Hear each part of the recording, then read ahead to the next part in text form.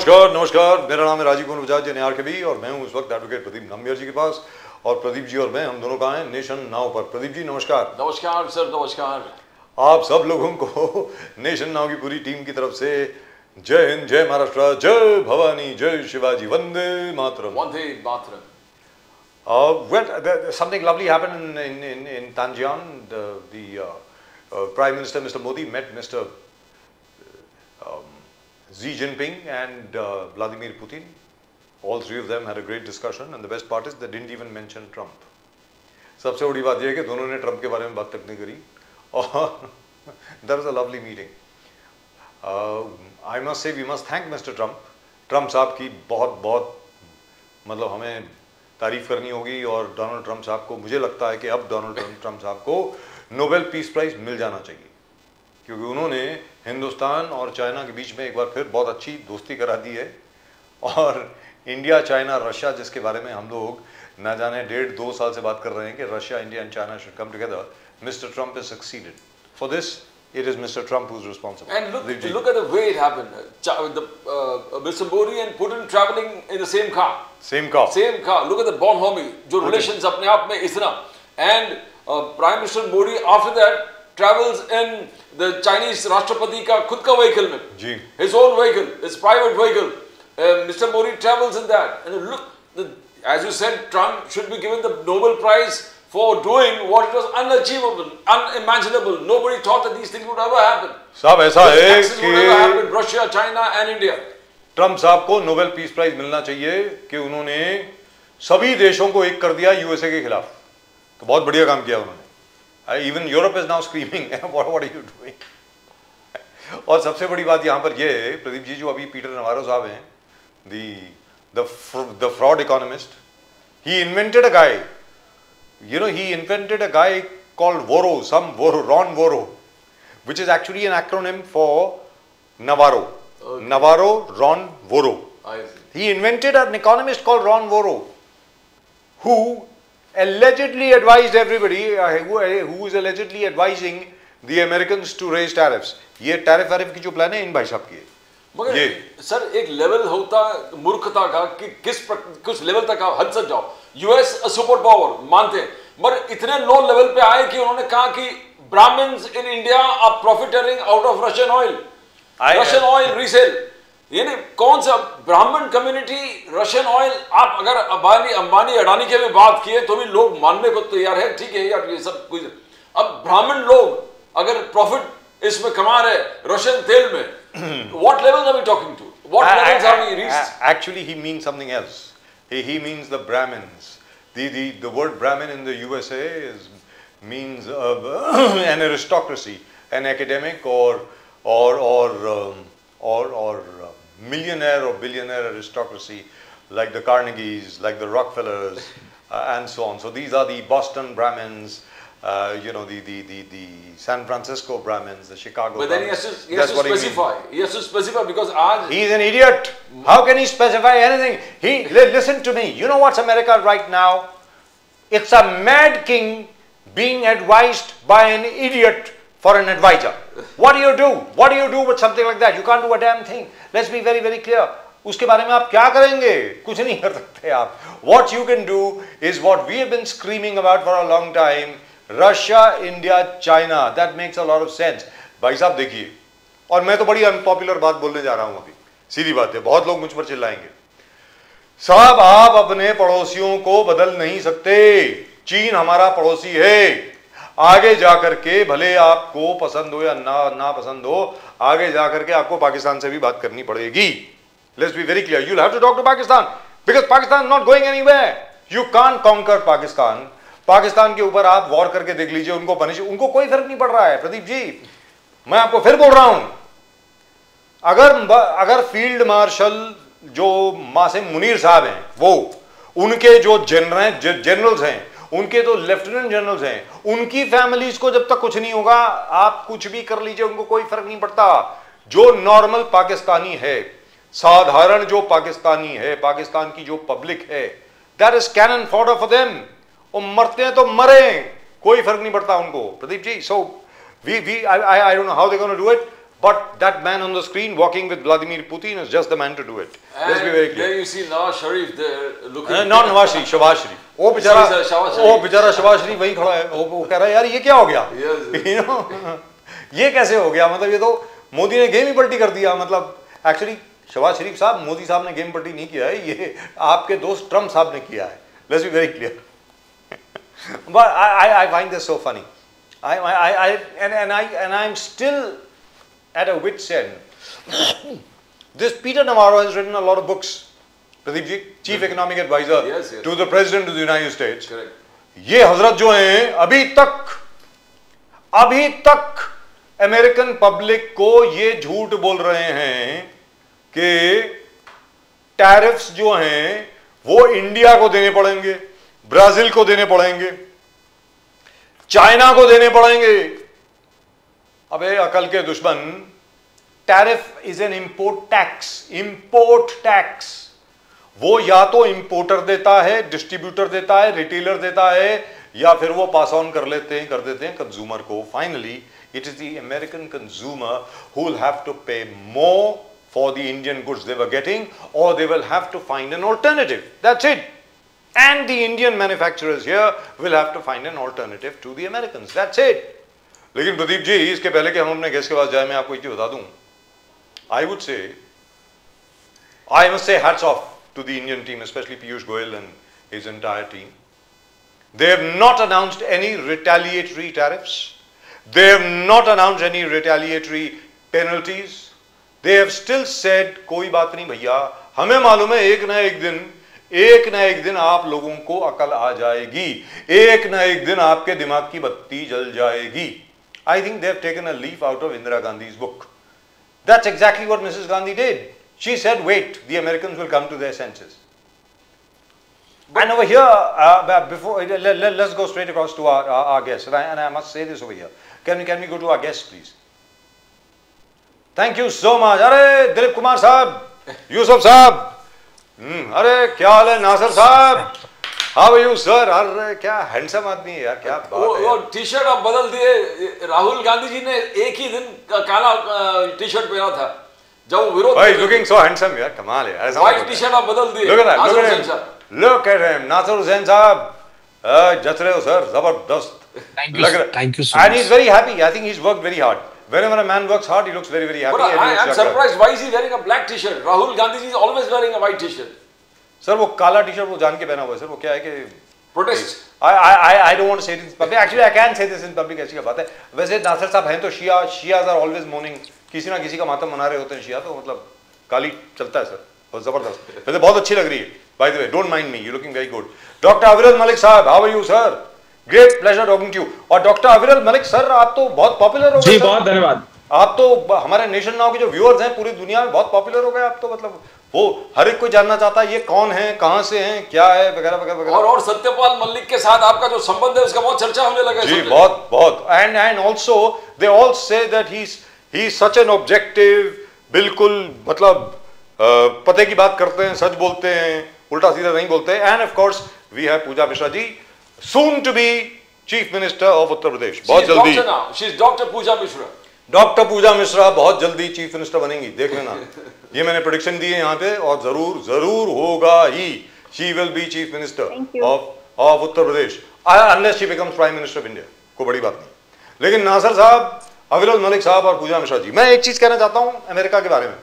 क्या है कि अमेरिकन पब्लिक को अभी तक अंधेरे में रखा गया. उनको यह कहा गया कि जो हमने टैरिफ लगाए हैं ये टैरिफ वो देश देंगे जिनके ऊपर टैरिफ लगे हैं. अरे अकल के दुश्मनों, टैरिफ इंपोर्ट टैक्स होता है. आप जो चीज इंपोर्ट कर रहे हैं उस पर टैक्स लगता है, that is a tariff.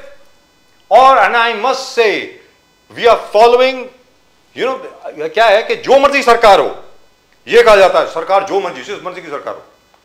Hindustan में आखिर में सरकार ब्यूरोक्रेसी चलाते हैं साहब, ब्यूरोक्रेसी सरकार चलाते हैं. तो they have all learned from Pandit Nehru, they have all learned from Indira ji, they have all learned from Rajiv Gandhi. Retaliation नहीं करनी, चुपचाप बैठो. इनकी दिमाग की बत्ती एक ना एक दिन जलेगी अमेरिकन की. As Winston Churchill said, you must, and I must say this over here before I go to Nasir साहब. नासिर साहब, जैसे विंस्टन चर्चिल ने एक बार कहा था The Americans always do the right thing in the end. The Americans always do the right thing in the end, but they must try everything else first.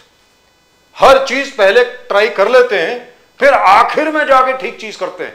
ये American की history है. So we know all this, so इसलिए हम लोग चुपचाप बैठे देखें. But I tell you something, Nasir Sahab, finally अगर आप देखें, finally even the Modi government वापस आ गए ना सर, वही नॉन अलाइंड मूवमेंट पर वापस आ गए. अब आप बोलें सर, नासिर साहब अब आप बोलें प्लीज. सर मैं एक लाइन पढ़ता हूं, उस लाइन से शुरू करता हूं. ये कैसी हवा है, ये कैसी फिजा है, जहां हर दर्द पे पर्दा, हर आह गुमा है. क्या तो बात. हर चीज पे पर्दा डाल देना कि ट्रम्प ने जो टैरिफ लगाया है वो भारतीयों को नहीं यूएस को पे करना होगा, ये कह देना बड़ा आसान है सर. जब हमारे देश से इंपोर्ट ही बंद हो जाए तो वो टैरिफ किसको दे रहे होंगे? हमारे लोगों के बिजनेस खत्म हो जाए तो वो टैरिफ किससे उछल रहे होंगे? ये सवाल आप आज मोदी सरकार से करिए और भारतीय जनता पार्टी के वक्ताओं से भी करिए. क्या नमस्ते ट्रम्प इसी दिन के लिए किया गया था? क्या ट्रम्प के लिए पूजा पाठ क्या क्या नहीं इस देश में किया गया, क्या इसी दिन के लिए किया गया था? ट्रम्प के नजदीक जाने के चक्कर में हमने अपने किस किस को खोया है, वो आज भारतीय जनता पार्टी से पूछिए. भले आज हम करीब दिखने की कोशिश कर रहे हो, पर क्या मुसीबत के वक्त में वो पड़ोसी देश हमारे साथ खड़े हुए? आज उस मंच पे हम खड़े हो गए जहां पाकिस्तान और टर्की भी खड़ा था. ये सवाल है या नहीं है सर? आप अमेरिका पे आज उंगलियां उठा रहे हैं, पर उसी अमेरिका के गले कोई पड़ रहा था तो ये भारत की सरकार, मोदी सरकार थी. वो क्यों गले लग रही थी? क्या उन्हें डिप्लोमेसी नहीं आती थी या विदेश नीति नहीं आती थी? क्या विदेश नीति पर्सनल रिश्तों से चलता है या देश के सम्मान से चलता है? पर भारतीय जनता पार्टी ने हर चीज को पर्सनल वाइज बनाया. उन्हें लगा कि मैं दोस्त हूं, यही मेरे भारत की पहचान. भारत ऐसे नहीं चलता है.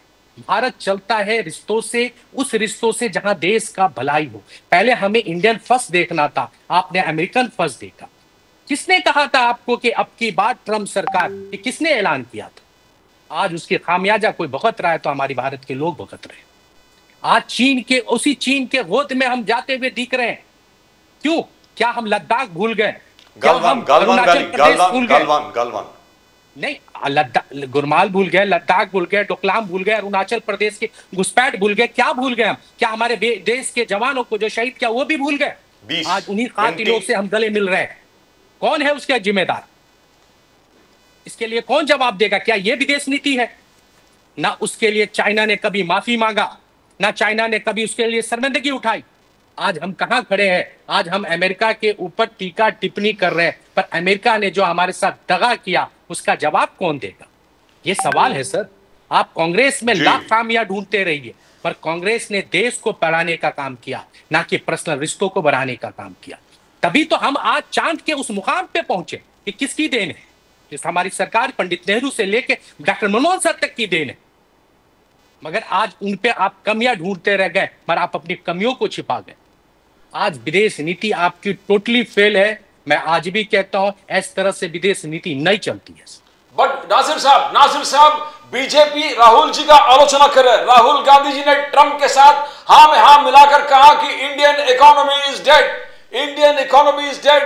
बट आज ने दुनिया को भारत देश ने दिखा दे 7.8 जीडीपी ग्रोथ, ये हासिल कर दिया, रिकॉर्ड ग्रोथ. पूरे विश्व में इसका चर्चा हो रहा है कि fastest growing economy and the highest rate growth across the world. तो देयर राहुल जी फेल हो गए. उन्होंने ट्रंप के साथ हाँ में हाँ मिलाकर डेड इकोनॉमी बोल दिया. प्रदीप जी, मैं समझ गया आपके सवाल को. बहुत शॉर्ट में मैं बोलता हूं, क्योंकि आपके बहुत सारे गेस्ट बैठे हैं. मैं बहुत शॉर्ट में बोलता हूं. डेड इकोनॉमी किसे कहते हैं? देश की हालात क्या है? बेरोजगारी 45 साल में सबसे ज्यादा बेरोजगारी है हमारे देश में. क्यों है बेरोजगारी? इसका जवाब कौन देगा? महंगाई की आलम क्या है? दुनिया सबसे ज्यादा महंगाई हमारे लोग झेल रहे हैं. किसान सबसे ज्यादा आत्महत्या हमारे देश में कर रहे हैं. ये इसको बोलते हैं डेड इकोनॉमी. आप किसको बोलते हैं डेड इकोनॉमी? जब हमारे पास नौजवानों को रोजगार देने के लिए साधन ना हो, किसानों को मुआवजा देने के लिए हमारे पास साधन ना हो. हमारे एशिया में सबसे कमजोर करेंसी कौन सा बनता जा रहा है? आज डॉलर कहाँ है और हिंदुस्तान की करेंसी कहाँ है? इसको बोलते हैं डेड इकोनॉमी। आप बोलते हैं ना, सिर्फ नेशनलिज्म की चीजों के पीछे आप हर कुछ को नहीं छिपा सकते, इससे सच्चाई को आप नहीं छिपा सकते। आप आईना साफ करते करते थक जाएंगे, पर चेहरे के धूल को नहीं साफ कर पाएंगे, जो चेहरे पे आपके धूल लगे। आज हमारे देश में किसानों की सुसाइड कितनी बढ़ गई, हमारे महाराष्ट्र में कितनी बढ़ गई, आपने कभी देखा?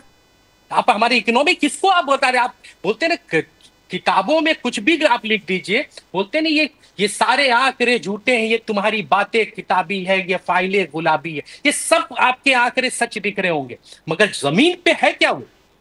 आज 88 के आसपास आपका डॉलर के बराबर पहुंच चुका है। हिंदुस्तान की इकोनॉमी कहां है? क्रश हो चुकी है। और आप कहते हैं कि हम बहुत ऊपर जा रहे हैं। कौन सा ऊपर? आप बताइए। जो मैं कह रहा हूं उसको आप तर्कों से काट सकते तो काटिए। देश की हालात बताइए, बेरोजगारी की आलम बताइए, महंगाई के स्तर बताइए, रुपयों का गिरना बताइए। ये सब किसको कहते हैं? इसी को डेड इकोनॉमी कहते हैं सर। तो आपके मुताबिक ये 7.8% का जो आंकड़ा है फर्स्ट क्वार्टर के लिए जीडीपी ग्रोथ जो है इंडिया की 7.8%, sir let me put this to you Nasir साहब, this by the way is only the formal economy and an assumption is made by the IMF and the World Bank about the informal economy. अगर informal economy जो हिंदुस्तान की है उसको भी measure करने का कोई तरीका मिल जाए तो I can assure you the growth rate will touch 10%. Sir मैं कह रहा हूँ ग्रोथ रेट बढ़ता होगा, दिखता होगा, पर क्या वो जमीन पे क्यों नहीं दिखता है? ये चंद लोगों के लिए क्यों दिखता है? सर 156 करोड़ है, वेरी डिफिकल्ट। अरे सर 102,000 डॉलर हमारे पर बंदे इनकम हो, पर कैपिटा इनकम कम हो, लोगों के पास आज भी छत नहीं हो, पीने के लिए पानी ना हो, और आप बोलते हैं ये ग्रोथ है। मैं कहता हूं ठीक है ग्रोथ, पर क्या वो जमीन पे आ रहा है या नहीं आ रहा है? इसके ऊपर सवाल करिए ना, बेरोजगारी पे सवाल करिए ना, लोगों की हालात मुस्तकबिल क्यों नहीं बदल रही है उस पे सवाल। सर उसमें तो कोई डिबेट है नहीं। आप आंकड़े हम कहते हैं 5 ट्रिलियन के बराबर हम पहुंच गए, मगर उस 5 ट्रिलियन का असर आम लोगों पे क्यों नहीं बदल रहा है? आम लोगों की मुस्तकबिल क्यों नहीं बदल रही है? ये सवाल है sir. We'll ask Dr. Malik, but let me go across to Dr. Pooja Mishra first. Dr. Pooja Mishra ji, and before I go to Dr. Pooja Mishra, I must remind all of our guests and all our viewers once again, today sir is the 1st of September. 1 सितंबर है आज date. Sir एक बहुत significant date है आज, पता नहीं आप लोगों को याद रहे कि नहीं, लेकिन आप तो बच्चे हो, आप तीनों के तीनों मेरे सामने तो बच्चे ही हो, आपको कहाँ से याद होगा? Sir 1 September 1965 is the day when Pakistan attacked India, Battle of Akhnur. Akhnoor में 1965 में Pakistani sabre jets and American supplied bombers had bombed our airport at Akhnur and they had sent in infiltrators. That's how the 1965 war started. 1965 की जंग आज शुरू हुई थी 60 साल पहले. Anyway, Dr. Pooja Mishra ji, how do you view this entire thing? अभी जो व्लादिमीर पुतिन, मोदी साहब, जी जिनपिंग और ब्राज़ील के जो प्रेसिडेंट है लूला साहब वो भी आ रहे हैं, रामाफोसा साहब जो साउथ अफ्रीका के हैं उनका भी मन है आने को, वो कहते हैं कि भाई दिल्ली में कीजिए या बीजिंग में कीजिए, कहीं पर भी एक नया ब्रिक्स का एक और समिट बुलाइए so that we can decide on a currency, we can decide on so many things. जैसे अभी नासिर साहब ने कहा आज का जो रेट है यूएस डॉलर का वो 87 रुपये 99 पैसे का है, 87 रुपये 99 पैसे का रेट है डॉलर का। और दूसरी चीज जिसके ऊपर ट्रंप साहब हम लोगों पर चिल्ला रहे हैं कि भाई आप जो हैं रशियन ऑयल खरीद रहे हैं और रशियन ऑयल खरीद करके कुछ चंद लोग जो हैं वो पैसा कमा रहे हैं, जिसकी वजह से हमने आपके ऊपर 25% एक्स्ट्रा पेनल्टी लगा दी है। वही ऑयल रिफाइन करके डीजल बना करके India has today become the largest supplier of diesel to Ukraine. Ukraine को सबसे ज्यादा डीजल इंडिया सप्लाई कर रहा है आज, और वो भी रशिया से खरीदा हुआ क्रूड ऑयल। जी, तो आप इस विषय में क्या कहना चाहेंगे डॉक्टर मिश्रा? देखिए राजीव जी, बहुत सारे क्वेश्चन हो गए इकट्ठे। तो पहले तो जो है हम लोग आ जाते हैं जो माननीय प्रधानमंत्री जी कर रहे हैं मीटिंग जो है चाइना के साथ में। देखिए देखने के तो अच्छा लगता है, देखने के तब भी अच्छा लग रहा था जब माननीय प्रधानमंत्री जी जो है यूएस के साथ में मीटिंग कर रहे थे, जब हाउडी मोदी हो रहा था, नमस्ते ट्रंप हो रहा था, तब भी लग रहा था कि जो है भारत देश जो है यूएस के साथ में बहुत अच्छा संबंध बनाता चला जा रहा है and this gonna anyhow help our nation. पर रिजल्ट क्या निकल करके आता है कि जब हमें जो है नीड होती है तब वो बिल्कुल विरोध में दिख रहा होता है। चाइना तो यहाँ पे जो चाइना के साथ में मीटिंग कर रहे हैं, वो चाइना तो अभी जो ऑपरेशन सिंदूर किया है वहां पे भी आप सप्लाई किया, वहां पे पाकिस्तान को सपोर्ट किया हुआ है, और अब जाकर के आप चाइना के साथ में मीटिंग कर रहे हैं। हमारे देश की ना विदेश नीति कहाँ फेल हो रही है? हमारे देश की विदेश नीति वहां पे फेल हो रही है कि जब हमारे देश के प्रधानमंत्री टैक्स का पैसा खर्चा करके राजीव जी विदेश जाते हैं, विदेश जाने के बाद में जो मीटिंग्स करते हैं, उस मीटिंग का कुछ भी परिणाम हमारे देश के हित में नहीं आता। हमें पता है अगर चाइना कर रहा है ना भारत देश के साथ में मीटिंग, तो उसको पता है कि हम चाइना में जो है चीजें एक्सपोर्ट करेंगे। ऑलरेडी जो है जो हमारा मिनिस्ट्री विभाग है, ministry of commerce and industry, वो बताता है कि 2023 से लेकर के 2024 तक हमारे यहाँ पे जो है ट्रेड डेफिसिट $99 बिलियन था। सोचिए आप, इतना ट्रेड डेफिसिट हमारा चाइना के साथ में था, तब जब हमारे रिश्ते जो है अच्छे नहीं है। तो चाइना को पता है कि वो हमारे साथ में रिश्ते क्यों बढ़ा रहा है, उसको ये ट्रेड डेफिसिट और बढ़ाना है, इसलिए वो रिश्ते बढ़ा रहा है। पर हम क्यों बढ़ा रहे हैं? हमें क्या मिलने वाला है? अब जो है चाइना के, मैं तो कहूंगी समाजवादी पार्टी के जो है सद्य नेताजी ने भी कहा था कि चाइना एक ऐसा देश है जिसके ऊपर आप कभी भी भरोसा नहीं कर सकते, कभी भी आपको भरोसा करना भी नहीं चाहिए। अब इनकी अगर विदेश नीति इस तरीके से चलना चाह रही है तो चले, अब इसमें भरोसा करने जैसा कुछ हमें दिख नहीं रहा है। और मीटिंग करते रहे। अभी आप कह रहे थे कि यूएस ने टैरिफ लगा दिया, टैरिफ से जो है क्या होने वाला है। बात सही है कि टैरिफ जो लगा दिया हुआ है, जब हमारे सामान बिकेंगे ही नहीं, वो एक्सपोर्ट ही नहीं होंगे, तो क्या फायदा? वो क्यों पे करने के लिए चले जाएंगे? और ट्रंप ने जो है क्वाड की मीटिंग से आने से मना कर दिया। ऐसा नहीं है कि ट्रंप को आपने इनवाइट ही नहीं किया था या ट्रंप से बात ही नहीं, उससे ट्रंप अमेरिका ने साफ तो खुद ही मना कर दिया कि अगर क्वाड की मीटिंग मीट होगी तो हम उसके पार्ट नहीं बनेंगे। वो तो बिल्कुल साफ साफ आपको क्लियर दिखा रहा है। इससे पहले जो है चाइना में भी आपको क्लियर दिखा दिया था, लेकिन उसके बावजूद भी आपको जाकर के मीट करनी है। अभी आप क्यों ट्रंप से इतना खफा हो रखे हुए हैं? आपका जो है क्यों कह रहे हैं कि ट्रंप के अगेंस्ट में है या यूएसए के अगेंस्ट में है? क्यों? क्योंकि ऑपरेशन सिंदूर में वहां से बार बार एक्सपोज आ रहा था, और एक्सपोज ऐसा आ रहा था जो है हमारे पक्ष में नहीं जा रहा था। ऐसा लग रहा था कि जो है जबरदस्ती का कोई इंटरवीन कर रहा है। तो चाइना के साथ में हमारे कैसे संबंध अच्छे हो गए? चाइना तो वहां पे सपोर्ट कर रहा था, तो उसके साथ में जब आप उनके सामने हम कह रहे हैं कि हमारे देश का प्रधानमंत्री, भले देश के ऊपर टैरिफ पे टैरिफ लग जाए, भले हमारा मार्केट खराब हो जाए, भले रुपया जो है गिर जाए 88 पहुंच जाए, लेकिन जो है नहीं झुकेगा, तो फिर यहाँ क्यों झुक रहा है भाई? तुम नहीं झुके ना, फिर सब जगह के लिए लागू कर दे कि नहीं झुकेगा। या तो फिर झुकना ही है तो फिर अच्छी तरीके से झुके, जो देश के हित में है। देश के हित में कुछ नहीं आ रहा जो देखने को मिल रहा है। अभी आपने कहा कि जीडीपी बढ़ रही है, मैं आपको सेक्टर वाइज बता सकती हूँ कि एम्प्लॉयमेंट इलास्टिसिटी कितनी खराब हो रखी हुई है। जीडीपी आप चाहे पूरा टॉप कर लो, पूरे जो है विश्व में टॉप कर ले जाओ जीडीपी, चाहे आप जो है इकोनॉमी भी पूरे विश्व में टॉप कर ले जाओ, पर जब तक एम्प्लॉयमेंट इलास्टिसिटी 1 नहीं होगी, जो कि नियम है किसी भी देश का, किसी भी ग्रोथ अगर हो रहा है तो ये नियम है कि एम्प्लॉयमेंट इलास्टिसिटी कहने का मतलब है कि अगर जीडीपी में 1% की ग्रोथ हो रही, there should be 1% of growth in job also. वो कि पूरे के पूरे देश में जो है हर सेक्टर में सबसे कम जाते कहाँ पे है? एग्रीकल्चर में। एग्रीकल्चर में जो आपका एम्प्लॉयमेंट इलास्टिसिटी है वो 0.1 है। सोचिए कितना कम है। और आप कह रहे हैं कि नहीं जीडीपी बढ़ा हुआ है, और ये तो रिपोर्ट्स भी कहती हैं कि आप पोस्ट कोविड भारत देश का जो इकोनॉमिकल ग्रोथ है वो के शेप है, यानी कि अमीर अमीर होता चला जा रहा है, गरीब गरीब होता चला जा रहा है। तो ये जो डेफिसिट है ना अमीर और गरीब की, वो बढ़ती चली जा रही है। लेकिन डॉक्टर पूजा मिश्रा, क्या वो हर देश के लिए ही, जो बड़ा देश है आज की तारीख में, भले वो हॉलैंड हो, फ्रांस हो, जर्मनी हो, इंग्लैंड हो, यूएसए हो, everybody's got a K-shaped growth. India is not the only country which has got a K-shaped growth. What is more? No, एक second, ma'am. Even China, the number of multi-billionaires in China has grown. The number of poor people have also grown. अब आप बताएं please go ahead. आप compare करिए कौन से country में 10% लोगों के पास में जो है 80% संपत्ति है देश की। That does matter. कि आपके देश की 80% संपत्ति महज 10% लोगों के पास में है। अगर आप वही इंक्रीज कर दीजिए, 15% कर दीजिए, तो आपको पता चलेगा ऑलमोस्ट 90% ऑफ द इंडियंस जो संपत्ति है वो 15% लोगों के पास में है, और रेस्ट ऑफ द पीपल के पास में वो बाकी आप डिवाइड कर लीजिए उतनी संपत्ति ही है। और उसके अलावा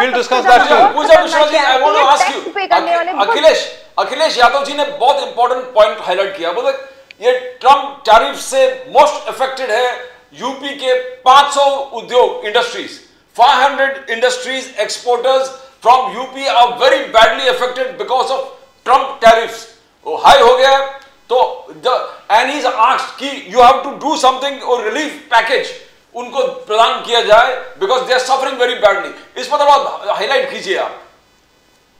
जो चमड़ा के कारोबार है, मैक्सिमम जो है चमड़ा के कारोबार एक्सपोर्ट ही किया था। मैंने कई बार बोला कि जो है चमड़ा के जो कारोबार है ना उत्तर प्रदेश में वो सबसे बड़ा था। उसका जब ये सरकार बनी इसने बोला कि हम एक्सपोर्ट करेंगे। उस एक्सपोर्ट करने के चक्कर में रॉ मटेरियल को एक्सपोर्ट किया, उसको ही इंपोर्ट करके हमारे जो यहाँ के व्यापारी थे, चमड़ा व्यापारी थे, वो यहाँ से रॉ मटेरियल एक्सपोर्ट हो रहा है, उसको बढ़े हुए दाम से वो इंपोर्ट कर रहे थे। तब जो है साल का तो 20 करोड़ और 200 करोड़ जो टर्नओवर हुआ था ओवरऑल चमड़ा व्यापार का उत्तर प्रदेश में महज वो गिर गया हुआ था एक साल में। तो अभी आप सोचिए कि अब तो हमारा एक्सपोर्ट ही नहीं होना है, एक्सपोर्ट नहीं कर पा रहे। तो जो सबसे ज्यादा अभी उत्तर प्रदेश में व्यापारियों पे जो परेशान हुए हैं वो आपके चमड़ा व्यापारी हैं, और जो इस तरह के जो व्यापारी रहे जिनके भी बाहर जाते थे एक्सपोर्ट करने के लिए वो पूरी तरीके से नहीं कर सकते। ऑलरेडी वो जा रहे थे खराब स्थिति में। परेशानी है ना कि 500 एक्सपोर्ट्स इनकम खराब हो रखी थी। 500 exporters are being affected badly because इनका टोटल एक्सपोर्ट बंद हो चुका है।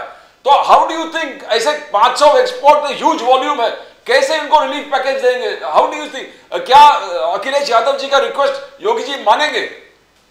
तो योगी जी आप ये जो 500 एक्सपोर्टर की हम बात कर रहे हैं ना कि उनको इतना हैवी परेशानी हो रही है ना, क्योंकि ये इनका पहले से इनकम जो जितना आता था ना वो डिक्लाइन कर गया। ये गवर्नमेंट के आंकड़े हैं कि टर्नओवर डिक्लाइन किया, इनके एक्सपोर्ट पर टैरिफ रख दिया। पैसे आपके पास में पहले से कम हो रखे हुए, अब आपको टैरिफ इंपोज कर दिया गया, आप मैन्युफैक्चरिंग कॉस्ट पे कर चुके हो, अब आपको एक्सपोर्ट करना है तो आप वहां पर टैरिफ हैवी कैसे पे करोगे? ऑलरेडी आपके पास में होना पड़ेगा। नहीं government Ma'am, they don't have to pay. Government. It is the importer who has to pay. They've just cancelled the order. They can't export anymore because nobody is buying it from there. Only in the US. Yes. It's going elsewhere. And as far as, but just once again, and as far as जहाँ तक चमड़े की बात आपने करी, जो हिंदुस्तान से export होता है, by the way, the trade deficit between India and US in favor of India. US और इंडिया का जो ट्रेड है, it is in favor of India. One of the few countries. It is $41.8 billion. Ma'am it is $41.8 billion. पूरी बात तो सुन ले, उसके बाद आप बोले। अरे उसके बाद आप बोले ना, मेरी बात सुन ले। चमड़े की जो एक्सपोर्ट है हिंदुस्तान से यूएस को, ऑफ द टोटल एक्सपोर्ट्स जो हिंदुस्तान से जाती हैं, इट इज लेस देन 1%, 1% भी नहीं है। अब आप बोलिए प्लीज। तो कार्पेट्स है, परफ्यूम्स है, अलग अलग चीज आप एक्सपोर्ट करो। 500 यानी 500 का डिमांड कम हो गया वहां पर। They are not buying it anymore, we are affected, and specially UP is affected. Puja ji बोलिए प्लीज। ऑब्वियसली जो है जब मैंने शुरुआत में ही कहा कि जब आप सामान भेज ही नहीं सकते हैं, जब वहां पे जाएगा ही नहीं तो उनको कैसे जो है आप कारोबार करेंगे? कैसे आप कह रहे कि नहीं वहां पे जो है टैरिफ से कोई फर्क नहीं पड़ रहा है? तो आप मार्केट प्रोवाइड करिए ना इनको। ये कहाँ पे करेंगे ट्रेड? आपने कहाँ पे मार्केट प्रोवाइड कर दिया हुआ है कि नहीं आप ठीक है यूएस में नहीं कर पा रहे हैं क्योंकि वहां पे डिमांड नहीं डिक्रीज हो रखा हुआ है, तो हम इस कंट्री से डिमांड लेकर के आए हैं, या फिर गवर्नमेंट खुद ही खरीद ले कि भाई आप परेशान मत होइए, आपने जो है मैन्युफैक्चर करके रख दिया हुआ है तो हम आपका नुकसान नहीं होने देंगे। ये इतना टन्स माल हम गवर्नमेंट खरीद ले रहे हैं, फिर गवर्नमेंट इसको देखेगी, ट्रेड करेगी, आपका वहां पे नहीं रखा रह जाएगा। That is being very reasonable. जो आप अभी बोल रही हैं बहुत रीजनेबल बात बोल रही हैं। सबसे बड़ी बात यह है, डॉक्टर अविरल मलिक, जो अभी पूजा मिश्रा जी ने बात कही और उसके पहले नासिर साहब ने जो बात की, बड़ी रीजनेबल बात है। सर, जो ट्रंप साहब के टैरिफ्स की वजह से, जैसे हमारा चमड़े का व्यापार है, डायमंड्स का व्यापार है, जेम्स एंड ज्वेलरी का व्यापार है, कारपेट्स का व्यापार है, टेक्सटाइल्स का व्यापार है, ये सब लोग अफेक्ट होने वाले हैं बहुत बुरी तरह, क्योंकि वहां के importers they will just not spend that money. 50% extra कौन देने वाला है? हाँ, इसमें एक चीज बताना बहुत जरूरी है कि दवाइयों के ऊपर कोई टैरिफ नहीं है। ट्रंप साहब ने फार्मा के ऊपर कोई टैरिफ नहीं लगाया है, इलेक्ट्रॉनिक गुड्स और सर्विसेज के ऊपर कोई टैरिफ नहीं लगाया है। जो बैंकिंग सर्विसेज एटसेट्रा जो हम प्रोवाइड करते हैं बड़े बड़े यूएस के बैंक्स के लिए, उनके ऊपर कोई टैरिफ नहीं लगा है। और जो एप्पल फोन वगैरह वगैरह जो यहाँ मैन्युफैक्चर हो रहे हैं उनके ऊपर कोई टैरिफ नहीं लगा है। लेकिन जो बाकी लोग हैं सर, सरकार को उनको कुछ ना कुछ तो प्रोवाइड करना चाहिए ना। एक कुशन शुड बी प्रोवाइडेड। अविरल मलिक साहब बताएं। नहीं, देखिए जो भी आवश्यक कदम होते हैं नंबर 1 तो उठाए जाते हैं। दूसरी बात मैं एक तरीके से शुरुआत करना चाहूंगा, कांग्रेस पार्टी के प्रवक्ता मौजूद हैं, तो इनके द्वारा जिस तरीके से शुरू में कहा गया था कि भाई कांग्रेस पार्टी ने ये किया वो किया, कांग्रेस पार्टी के कारण ऐसा वैसा हुआ। देखिए आप बड़ी बड़ी बातें कर रहे हैं कि कांग्रेस पार्टी ने ये किया और 60 साल, ये सही बात है कि आपके हाथ में सत्ता रही, लेकिन उस 60 साल का आपने सदुपयोग किया या दुरुपयोग किया, इस विषय पर मैं नहीं जाऊंगा। ये तो आपको खुद ही आकलन कर लेना चाहिए कि आप स्वच्छ पेयजल घर घर तक नहीं पहुंचा सके, तो आपने उस सत्ता का सदुपयोग किया होगा या दुरुपयोग किया होगा, ये तो जनता भी जानती है। और उसके साथ साथ जनता ने 2014, 2019, 2024 3 लोकसभा चुनाव कंटिन्यू बेसिस पर आपको हराने का काम किया। तो किस आधार पर किया? क्या आप जनता को एक तरीके से सेंसिबल, उनका जो मताधिकार है उसे नहीं मान रहे हैं कि उन्होंने सही तरीके से वोटिंग करने का काम किया? और उसके साथ साथ बहुत सी चीजें सामने आती हैं, फिर आपका ईवीएम वगैरह सामने आ जाता है, ईवीएम हो, एसआईआर का मुद्दा हो, तो ये 2014 से पहले नहीं थे। जब आपके हाथ में सत्ता थी तब ये सब मुद्दे भी नहीं आए थे, ये भी एक तरीके से सबको मालूम है। नंबर 2, जहां तक विषय है भारतीय जनता पार्टी का, जैसे ही बीजेपी सत्ता में आई तुरंत आपको ईवीएम पे ठीकरा फोड़ने के लिए मजबूर होना पड़ गया। आखिर इतनी मजबूरी क्यों हुई, कैसे हुई, इस स्तर तक कैसे आना पड़ गया, इस विषय पे भी आपको चर्चा करनी चाहिए, मैं समझता हूं। क्योंकि 2004 से 14 में सब कुछ ठीक ठाक चल रहा था। मैं समझता हूं कि राज्यों में एक तरीके से चुनाव हो रहे थे स्टेट असेंबलीज के, वो भी ठीक ठाक कंडक्ट हो रहे थे, उसमें आपने ईवीएम की कहीं बात नहीं की। जैसे ही 2014 में मोदी जी ने लोकसभा का पर्चा काशी से भरा और बीजेपी की सरकार बन गई, आप इस चीज से खुद आप हंस रहे हैं, बिल्कुल सही बात है, वो हंसी के पात्र आप स्वयं भी बन रहे हैं। 2015 के बाद आपने तय किया कि भाई क्या करें बैठ के, तो आपने कहा कि भाई ईवीएम पे आरोप लगा देते हैं, आप खुद ही हंस रहे हैं इस बात पे। तो बड़ी हास्यास्पद बात है और जनता भी इस चीज को लेकर हंस रही है। मैं हंस नहीं रहा हूं, आपके जवाब भी ऐसे हैं कि जनता भी हंस देगी, क्योंकि आपने ठीक है, बिल्कुल बिल्कुल। देखिए मैं अपने पार्टी का स्टैंड रख लूं, आप बाद में बोल लीजिएगा, मुझे उससे आपत्ति नहीं है, लेकिन आपको अपने ऊपर हंसना है तो हंस सकते हैं, मुझे कोई आपत्ति नहीं है। जनता देख रही है, अपने ऊपर हंसना आपका अधिकार है, फंडामेंटल राइट है, बेसिक राइट है constitution of India. Doctor Malik, Congress का आरोप है आप पर कि the elephant has surrendered before the dragon. Elephant has surrendered before the dragon. आपने घुटना टेक दी है ड्रैगन के सामने। बोले चाइनीज गुड पर आरएसएस भी करे कि स्वदेशी स्वदेशी बोल रहे हैं, मगर पूरे देश में चाइनीज गुड इस प्रकार से अवेलेबल है और इस एग्रीमेंट अभी जिस प्रकार से हर हैंडशेक हुआ है उसके बाद और चाइनीज गुड्स इस देश में आएगा। तो हमारा जो ऑलरेडी एग्जिस्टिंग अनएम्प्लॉयमेंट है, जो नासिर साहब कह रहे हैं, डॉक्टर पूजा मिश्रा जी कह रहे हैं, what's going to increase your unemployment, our business is going to suffer, हमारे एक्सपोर्ट्स अभी जहां यूएस है वो खत्म हो गए और चाइनीज इंपोर्ट्स यहां पर आने वाले हैं, हमारे बिजनेस शट होने वाले हैं, अनएम्प्लॉयमेंट बढ़ने वाले हैं, इसका चिंता है। आरएसएस स्लोगन तो कर दिया स्वदेशी जाओ, मोदी जी ने कहा कि स्वदेशी जाओ, बट यू आर नॉट, आप नहीं अपना रहे हो स्वदेशी। डॉक्टर मलिक नहीं, देखिए जहां तक विषय स्वदेशी अपना देश बचाओ, ये नारा चला और ये आज भी चलता है और निश्चित रूप से स्वदेशी जागरण मंच के माध्यम से भी जन जागरण का कार्य जनता के मध्य में, समाज के मध्य में निश्चित रूप से संघ परिवार करता है, ये एक विषय है। और उसके साथ साथ जहां तक रही बात जिस तरीके से पर्टिकुलरली आपने पूछा कि चीन, तो देखिए चीन को जिस समय जो जवाब देना चाहिए था, जिस भी मुल्क को जो भी आवश्यक जवाब होता है, एक डिप्लोमेसी के तहत, एक फॉरेन पॉलिसी के तहत जो भी आवश्यक था वो निश्चित रूप से दिया गया। नंबर 2, हमारे देश की रक्षा नीति और विदेश नीति पे शक करना एकदम मैं समझता हूं बिल्कुल गलत है। देश की रक्षा नीति हो या विदेश नीति हो पूर्ण रूप से सशक्त है, मजबूत है, बेहद बेहतरीन है। और उसके साथ साथ रही बात पड़ोसी देशों की और पाकिस्तान की, एक दुश्मन मुल्क की, तो जिस तरीके से air strike, surgical strike operation Sindoor के माध्यम से भी जवाब दिया, वो भी सबने देखा, दुनिया उससे परिचित है। और उसके साथ साथ रही बात अमेरिका की और टैरिफ की, जहां तक बात है डोनाल्ड ट्रंप जी की, जहां तक बात है, ये बिल्कुल स्पष्ट है, भारत किसी देश से ना कभी दबा था, ना दबा है, ना दबेगा। इस चीज को लेकर हम बिल्कुल स्पष्ट है। आत्मनिर्भर भारत का निर्माण किस प्रकार से हो इसकी हमने चिंता की, इसमें किसी प्रकार से फंड बट नहीं है। और उसके साथ साथ जहां तक विषय है केंद्रीय विदेश मंत्रालय का और भारत सरकार का, केंद्र सरकार का और मार्केट का जहां तक इसमें विषय, और देश को सहूलियत, देश के नागरिकों को सहूलियत देने का जहां तक विषय है, और उसके साथ साथ व्यापारियों की, उद्योगपतियों की चिंता हो या फिर एक तरीके से इनके आरोप हो, उसको जवाब देने का जहां तक विषय हम समझते हैं बिल्कुल ये स्पष्ट है। देश का अधिकार, देशवासियों का राइट और देशवासियों को हितों को एक तरीके से सुरक्षित और संरक्षित करना हमारी प्रायोरिटी में कल भी था, आज भी है, भविष्य में भी रहेगा। लेकिन भारत किसी देश के सामने ना कभी झुका था, ना झुका है, ना झुकेगा। ये बिल्कुल स्पष्ट है। विश्व गुरु भारत के रूप में स्थापित हुआ, ऑपरेशन सिंदूर के पश्चात ये भी सबने देखा। लेकिन अविरल मलिक साहब, जहां दो सवाल उत्पन्न होते हैं, देखिए झुकने की तो सवाल कोई होती नहीं, कोई भी देश नहीं झुकता किसी के भी सामने, ऐसी कोई बात नहीं। जिसने एग्री भी कर लिया टैरिफ के साथ, जिसने नहीं किया है, छोटा देश भी हो, वो भी नहीं झुकता आजकल, सीधी बात है। तो नहीं झुकेगा या वो कोई बात कहने वाली नहीं होती, वो पॉलिटिकल बात होती है सर। अगर आप इस वक्त ऑपोजिशन में होते, आप भी यही बात कर रहे होते, लेट्स बी वेरी क्लियर। लेकिन मैं आपसे एक और बात कर रहा हूं, दो सवाल उठते हैं सर यहाँ पे। क्या है कि our deficit with China, America के साथ हमारा पॉजिटिव डेफिसिट है, इन द सेंस दैट हम लोग उनको ज्यादा माल बेचते हैं, अमेरिका को हम ज्यादा माल बेचते हैं, उनसे कम लेते हैं।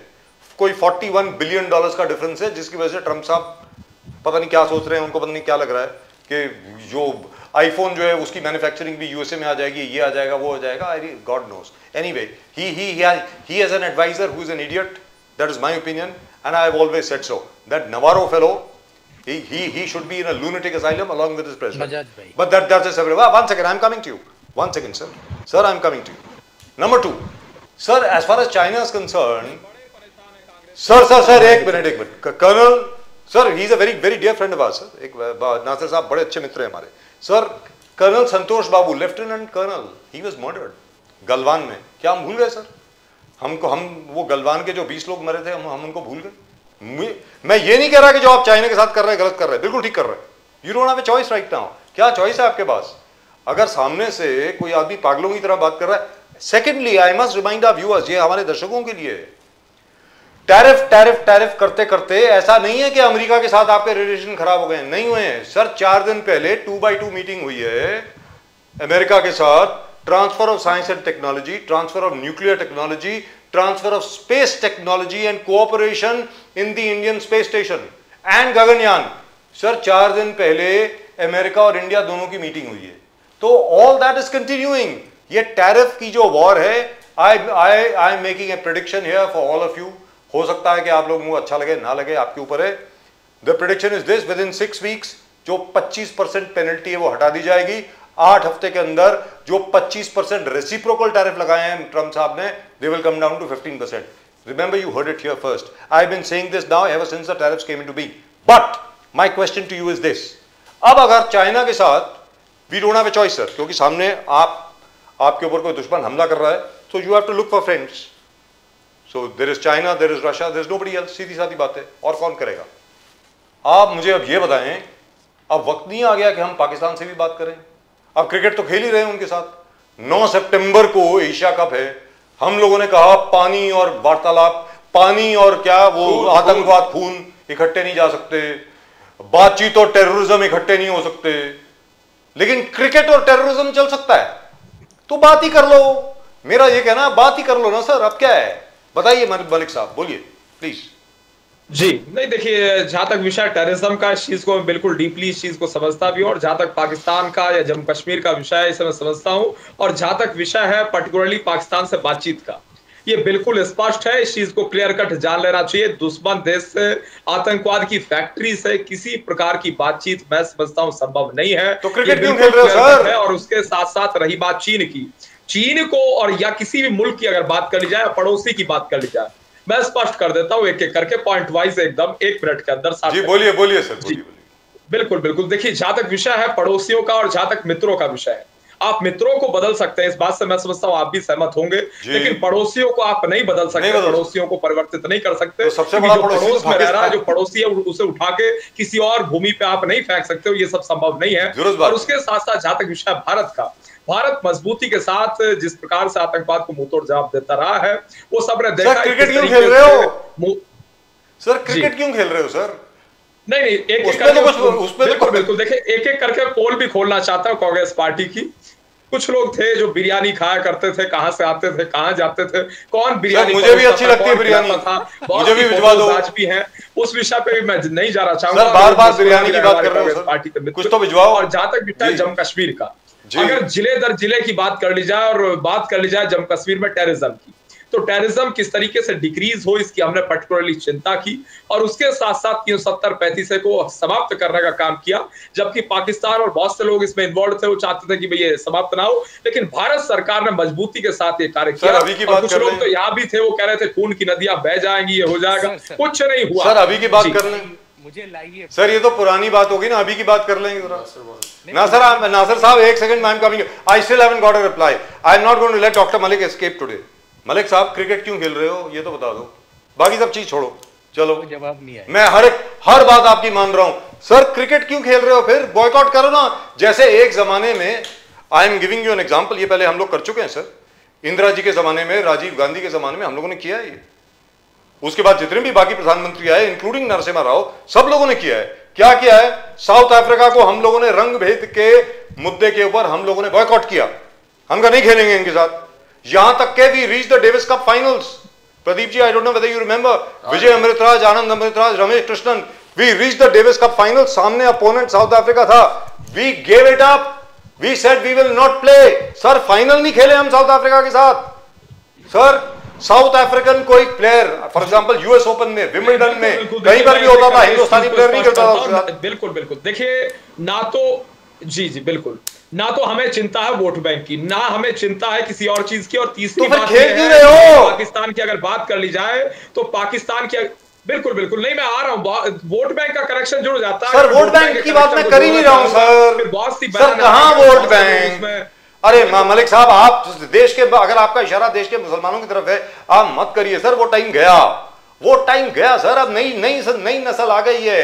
Everybody hates Pakistan. किसकी बात कर रहा है? हम लोग पाकिस्तान की बात कर रहे हैं, कोई मुसलमान पाकिस्तान की बात करता ही नहीं है। मैं आपको फिर बोल रहा हूं, मैं आपके सामने सिर्फ एक बात, जैन बौद्ध पारसी की बात करने वाले लोग हैं सर। मैं आपसे फिर बोल रहा हूं, पार्टी की बात करते हैं, सबको इक्वली ट्रीट करने तो की सर फिर मुझे sir I would like to go to Nasir Sahab now. Sir just give me why. कहा 370-35 से अगर हट गया तो खून की नदियां बह जाएंगी। और एक तरीके से सर वो किसने बोला था? हाथ में कौन लोग थे? सर वो छोड़ो ना। अरे सर वो छोड़ो, किन की बात आप कर रहे हैं? डॉक्टर फारूक अब्दुल्ला की बात। डॉक्टर फारूक अब्दुल्ला कभी कभी मोदी साहब की इतनी तारीफ करते, इतनी तारीफ करते, मुझे लगता है कि कोई बीजेपी वाला नहीं करता, आप भी नहीं करते होंगे इतनी जितनी फारूक अब्दुल्ला साहब करते हैं। और कभी ऐसी बात करते हैं, उनके मूड पे डिपेंड करता है। मैं फारूक साहब को बहुत पहले से जानता हूं। आप डरिए, अभी हाइड्रोजन बॉम्ब फोड़ने वाले हैं राहुल गांधी जी। राहुल गांधी जी ने वार्न किया है कि बहुत जल्दी sir I would like Nasir, फूटने वाला हूं। अविरल मलिक जी, बीजेपी का देखो क्या हाल होने वाला है। वोट चोरी का पकड़ा गया, 6 महीने पूरे एक्सपोज हो जाएंगे। नासिर हुसैन साहब राहुल जी के साथ बिहार पूरे गली मुझे खुद समझ में नहीं आ रहा है वोट चोरी कैसे हो जा रही है। ना नासिर हुसैन साहब समझाएंगे ना। किसी को सब लोग हंस रहे हैं, क्या ड्रामा है, वोट चोरी शुरू कर दिया। अच्छा ठीक है, एक सेकंड सर, मैं नासिर साहब, हुसैन साहब बताइए। नासिर साहब एक तो वोट चोरी की बात करें, लेकिन उसके पहले एक चीज पे रोशनी डाले। अविरल मलिक साहब इतने बढ़िया दोस्त हैं हमारे सत्यपाल मलिक जी के ग्रैंडसन है सर। वो he is the direct grandson of Satyapal Malik साहब। वो सर वो क्रिकेट के ऊपर बात क्यों नहीं कर रहे? मुझे समझ में नहीं आ रहा। अरे क्रिकेट में बात करो ना यार, क्यों खेल रहे हो? बट बताओ ना sir. One thing about it, cricket में दोनों सहमति है, कांग्रेस भी सपोर्ट कर रहा है और बीजेपी भी सपोर्ट कर रहा है। कार्ति चिदंबरम ने ओपनली सपोर्ट किया, बोला sir Rajiv Shukla today is the acting president of the BCCI. Congress and BJP same stand है कि हमको खेलना चाहिए। आप एक बार मुझे दो बोलिए सर अब आप, फ्लोर इज योर्स, बोलिए सर प्लीज। क्या कि मेरी आदत नहीं है 20 से किताब पढ़ने की, क्योंकि मैं हमेशा किताब बोलिए ना सर, बोलिए प्लीज। क्योंकि अभी इन्होंने किताब बहुत पीछे से शुरू की है, तो जरा पीछे से मैं शुरू कर दूं। इन्होंने कहा कि कांग्रेस को जनता 3 बार हरा रही है, तो क्यों हरा रही? तो मैं उसी सवालों पे आता हूँ। कांग्रेस को 60 साल इसी देश की जनता ने जिताया, तो क्यों आपको 60 साल हराया? ये कभी आप अपने आईने में देख के अपने खुद से सवाल करिएगा। अभी आपने आर्टिकल 370 और कश्मीर की बात कर दी। आपको पता है मेरी फेवरेट सब्जेक्टों में एक सब्जेक्ट रही है, मैं इसी पे 3 घंटा से ज्यादा आपसे डिबेट कर सकता हूं। अब सर शो 11 बजे तक चलेगा। देखा है, हम तो वही बोलते हैं। सर आपने शुरू कर दिया, नासिर साहब को बता रहा हूं। सर अब सुन लीजिए, मैं आपके बीच में कम बोल रहा था, आप सुनते जाइए। कश्मीर कांग्रेस ने क्या किया 60-70 सालों में, उसका इतिहास मैं बताता हूं। कांग्रेस ने IIM बनाया, कांग्रेस ने एम्स बनाया, कांग्रेस ने IIT बनाया, कांग्रेस ने SBI बनाया, कांग्रेस ने LIC बनाया, कांग्रेस ने ONGC बनाया, कांग्रेस ने सेल बनाया, कांग्रेस ने भेल बनाया, कांग्रेस ने एनटीपीसी बनाया, कांग्रेस ने एचएल बनाया, कांग्रेस ने GAIL of India, ISL, gateway highway, airport, क्या नहीं इस देश को दिया है। जितना मैं गिनती गिनाऊं आपकी शो खत्म हो जाएगी, पर मलिक साहब आपके पास जवाब नहीं होगा कि आपकी सरकार ने कितनी सरकारी कंपनियां बनाई है आपके पास जवाब तो बताओ। इन्हीं कंपनियों को बेच बेच के आप नाम कमा रहे हो, आपके पास एक नाम नहीं है जो आप नाम यहां पे गिना सको। आप बताते हो हमने नवोदय बनाया, हमने नेत्रहाट बनाया, हमने ऐसे सेंट्रल स्कूल बनाए कि बच्चों को वहां एजुकेशन मिला। आपने क्या बनाया? अडानी और अंबानी, ये आपका काम है। आप हमसे सवाल करते हो 370 कश्मीर की जब बात करोगे तो सुनो मलिक साहब, मैं बोलता हूं राजा हरि सिंह क्या शर्त रखा था इस देश से जुड़ने के लिए? जब का पाकिस्तानियों ने हमारे देश पे हमला किया, कश्मीर उस समय हिंदुस्तान का हिस्सा नहीं था। उस समय वो एक अलग देश के रूप में आजाद हो रहा था, उस समय हिंदुस्तान के साथ नहीं था। राजा हरि सिंह ने क्या शर्त रखा? हमें एक स्पेशल स्टेटस चाहिए, तभी हम इस देश में शामिल होंगे। तब 370 आता है। अब 370 को कौन लेके आता है? सरदार पटेल लेके आते हैं, ताकि पंडित नेहरू के आते हैं। संविधान सभा में जब हो रहा था, तमाम लोगों ने वोट किया, उस समय किसने विरोध किया? एक नाम तुम्हारे पास बताने को नहीं होगा। आप गलत बयानबाजी आके करते हो 370 पे। अरे 370 सरदार पटेल की देन है, और हमने वहां राष्ट्रपति, प्रधानमंत्री से गवर्नर और मुख्यमंत्री तक लाया। सुनिए, आप मत बताइए। You doesn't know anything of the Article 370. Doesn't know anything. You are only lies speaking show. आप गलत बयानबाजी करते हो, आपको 1 रुपए का नॉलेज नहीं है इस बारे में, और आप हमसे बात कर रहे हो। क्या राजा हरि सिंह की शर्त थी बताओ, है आपको मालूम? राजा हरि सिंह ने क्या रखा था सर देश से मिलने के लिए? नहीं, कितनी बार गए आप जम्मू कश्मीर? जम्मू कश्मीर गए कितनी बार? छोड़ो ना, अरे आपके एक बार नहीं गए होंगे। क्या है जम्मू कश्मीर के बारे में? कितनी बार गए होंगे? आप घूमने गए होंगे, आप घूमने गए होंगे, शेरबाजी करने गए होंगे, वादियां देखने गए होंगे, कश्मीर को जोड़ने नहीं गए हैं। कांग्रेस कश्मीर को जोड़ने गया है, कश्मीर को लोगों को लाया है, लोगों के साथ लाया है, कश्मीर को देश का अटूट हिस्सा रखा है। आपको क्या मालूम है आर्टिकल 370 के बारे में? नाज़र साहब एक चीज बोलूं मैं, आर्टिकल 370 पे बोलते हो आप। नाज़र साहब, देश में हरि सिंह ने, नाज़र साहब एक चीज बोलूं मैं, डॉक्टर मलिक को मैं बता दूं, और पूजा मिश्रा जी शायद आपको भी मालूम नहीं होगा, नाज़र साहब को मालूम है सर, जब हैदराबाद का मैटर चल रहा था ना, निजाम ऑफ हैदराबाद अलग हो रहे थे, निजाम ऑफ हैदराबाद बोल रहे थे मुझे अलग देश चाहिए। आपको मालूम है मैं क्या बोलने वाला हूं नाज़र साहब? आपको मालूम है मैं क्या बोलने वाला हूं? आराम से। निजाम ऑफ हैदराबाद ने कहा कि मैं अलग देश बनाने वाला हूं। जिन्ना बोल रहा था I will recognize it immediately, either you join Pakistan or you become a different country. आपको मालूम है सरदार पटेल साहब की चिट्ठी है जिन्ना साहब को कि तू हैदराबाद भूल जा, मैं जम्मू कश्मीर भूल जाता हूं। मालूम है सर आप? नहीं, पूरी बात सुन लीजिए sir. It is only when Jinnah attacked, उसने अंदर कबैली भेज दिए कि सरदार पटेल ने कहा अब तो मुझे सब कुछ चाहिए। सर ऐसा नहीं है। एंड आर्टिकल 370 सर यहाँ बैठ के खामा की बात कर रहे हैं, और आर्टिकल 370 की बात है ये, इन्हें तो कुछ पता ही नहीं है सर। आर्टिकल 370 की बात है, पूरी बात सुन लीजिए। और ये 370 पे खामा का ज्ञान पिलाने का काम कर रहे हैं, ये मैं समझता हूँ कि ये ठीक नहीं है सर। एक चीज है, बात करूंगा सर डॉक्टर मलिक, जान भी लेना चाहिए और पढ़ भी लेना चाहिए। का हिस्सा नहीं होता सर। आर्टिकल 3 सर सीधी बात क्यों नहीं बोलते नासिर साहब? आप घुमा घुमा के क्यों बोल रहे हैं सर? घुमा के क्यों बोल रहे हैं सर? डॉक्टर मलिक एक second sir. The fact is India had jurisdiction over Jammu and Kashmir till now only through article 370। Article 370 के द्वारा हमारी ज्यूरिसडिक्शन थी वहां पे सर, इसलिए article 370 was important. That's it. संविधान सभा में ये पास हुआ तभी कश्मीर इस देश का हिस्सा बना जी। इनको क्या मालूम आर्टिकल 370 के बारे में? अरे अरब शेख अब्दुल्ला, उसे शेख अब्दुल्ला ने कश्मीर के लिए लड़ाई लड़ी है। जब मालूम है आपको कश्मीर में क्या था ना, हरि सिंह का क्या फतवा था? अरे भाई साहब 370-35 से हटा, हमने हटाया, अब आपको बढ़िया लग रहा है खराब लग रहा है ये बताओ पहले। हटाओ, इतना पीछे मत जाओ, ये बताओ बढ़िया लग रहा है खराब लग रहा है, अच्छा लगा बुरा लगा? अरे बुरा लगा अच्छा लगा ये बताओ क्यों हटाया? क्या मिला इस देश को बताओ? 370 हटाने से क्या मिला? दर्द आ गया ना सामने, क्या मिला? ये पेट का दर्द सामने आ गया। अरे जो पेट में सच्चाई सामने ला रहा गया इनका, आपका जो सच्चाई सामने ला पेट में दर्द हो रहा था जब से आधे घंटे से मैं समझ नहीं पा रहा था, वो पेट का दर्द मुंह पे आ गया। ये कह रहे हैं कि भैया क्यों हटा दिया 370? बट नासिर हुसैन साहब, ओमर अब्दुल्ला आपके साथ नहीं है आज ओमर अब्दुल्ला कांग्रेस के साथ नहीं है खाली। आज ओमर अब्दुल्ला, एक minute doctor Malik, I just want to ask him something. आज ओमर अब्दुल्ला कांग्रेस के साथ नहीं है, वो आपके साथ नहीं है, वो आपके साथ नहीं है। ओमर अब्दुल्ला कांग्रेस के साथ नहीं है। जो राहुल गांधी का कैंपेन के खिलाफ है वो, उन्होंने वोट चोरी नहीं हुआ। ओमर अब्दुल्ला कह रहा है कि आर्टिकल 370 एब्रोगेशन के बाद जिस प्रकार से बिजनेस, इंफ्रास्ट्रक्चर, रेलवेज और अलग अलग चीज पड़े हैं कश्मीर में, वो आज कश्मीर में टेरर के खिलाफ क्यों नहीं पूरे कश्मीरी बाहर निकलते रहा है, आज निकलते रहा है। अरे आपको पता नहीं हटाने से क्या मिला ये बताओ। दिक्कत तो यही है, क्यों हटाया? अरे छोड़ो, आपको कुछ पता नहीं क्यों हटाया। डंके की चोट पे हटाया। अरे डंके की चोट पे हटाया तो मिला क्या? डंके की चोट पे हटाया, मिला क्या? आतंकवाद के खिलाफ कठोरतम कार्रवाई हुई। कौन सा आतंकवाद खत्म हो गया? पेट में दर्द है, कौन सा आतंकवाद खत्म हो गया? कौन सा आतंकवाद? सुप्रीम कोर्ट का जजमेंट भी आ गया। क्या जजमेंट आ गया? जजमेंट भी आ गया, सर्वोच्च न्यायालय ने जजमेंट भी दे दिया। क्या जजमेंट आ गया? चीफ जस्टिस को तो कम से कम मानोगे, अगर राज्यपाल को नहीं मानोगे तो कम से कम चीफ जस्टिस को तो मानोगे, अगर प्रधानमंत्री को नहीं मानोगे तो चीफ जस्टिस को तो मानोगे। एसआईआर में चीफ जस्टिस क्या कह रहे थे? एसआईआर में चीफ जस्टिस क्या कह रहे थे?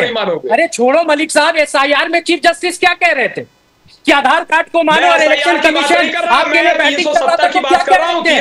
नहीं 370, अरे एसआईआर में भी सुप्रीम कोर्ट कुछ कह रहा था, एसआईआर में भी सुप्रीम कोर्ट कुछ कह रहा था। अरे एसआईआर में भी सुप्रीम कोर्ट, हाइड्रोजन बॉम्ब के बारे में बोलिए। Doctor Malik, you not going anywhere. Nasir साहब, आप बिहार के दौरे में, doctor Malik enough, we will just come to this topic.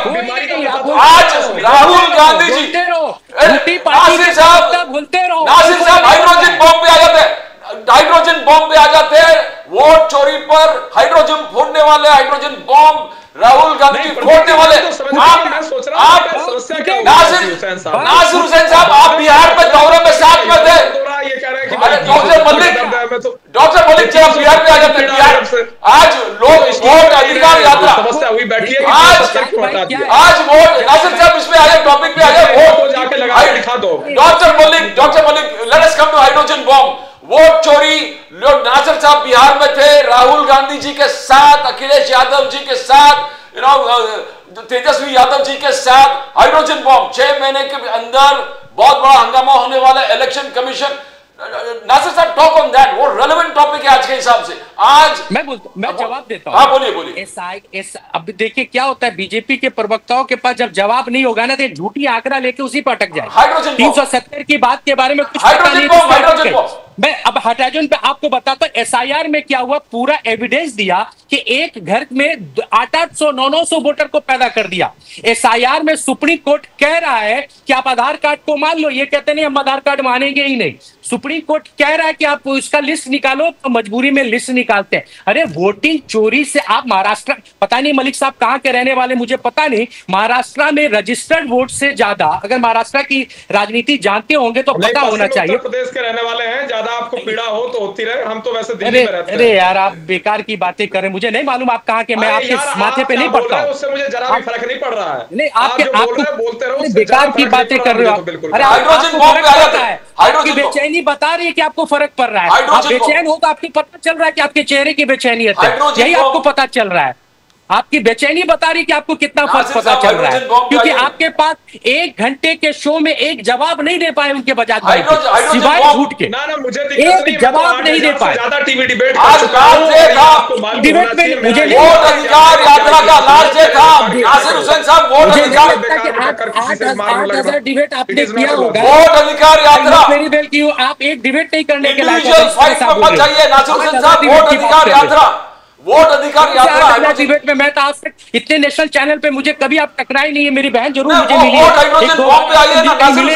8,000 debate की बात। नासिर हुसैन साहब, वोट अधिकार यात्रा पे आइए ना, बहुत इंपॉर्टेंट टॉपिक है। आपको मैं भिजवा दूंगा। मुझे लिंक नहीं चाहिए, वोट अधिकार यात्रा पे मेरे पास सुनने का वक्त नहीं है आपका। वोट और आपके पास वोट अधिकार यात्रा भी नहीं। बेकार की बातें कर। नाज़र साहब अब आप जवाब दें कि नहीं, वोट सर, अधिकार यात्रा का मैं आज लास्ट आपको डे था। जवाब दे रहा हूं जी बोलिए सर, कि प्लीज। वोटिंग महाराष्ट्र में 8,500 वोट होता है, 9,000 वोट पड़ता है, 72 लाख वोट कहां से आए? इसी को तो वोट चोरी बोलते हैं। हमने एविडेंस दिया है ना तो कि बिहार महाराष्ट्र में में सर सुनिए ना, पहले आप महाराष्ट्र से आइए फिर बिहार में आइए। जी बोलिए। रजिस्टर्ड वोट महाराष्ट्र में 8,500 समथिंग कुछ होना चाहिए, यहाँ 9.5 करोड़ से ऊपर ज्यादा वोट पड़ता है। कहां से ये वोट आता है? इसका जवाब कौन देगा? इलेक्शन कमीशन ऑफ इंडिया से हम जवाब मांगते हैं तो बीजेपी को क्यों बुरा लगता है? हम तो बीजेपी से सवाल नहीं कर रहे थे, हम तो इलेक्शन ऑफ कमीशन से पूछ रहे। इलेक्शन कमीशन ऑफ इंडिया की जिम्मेदारी है कि हमारे सवालों को जवाब दे, पर वो अपने सवालों से भाग जाती है।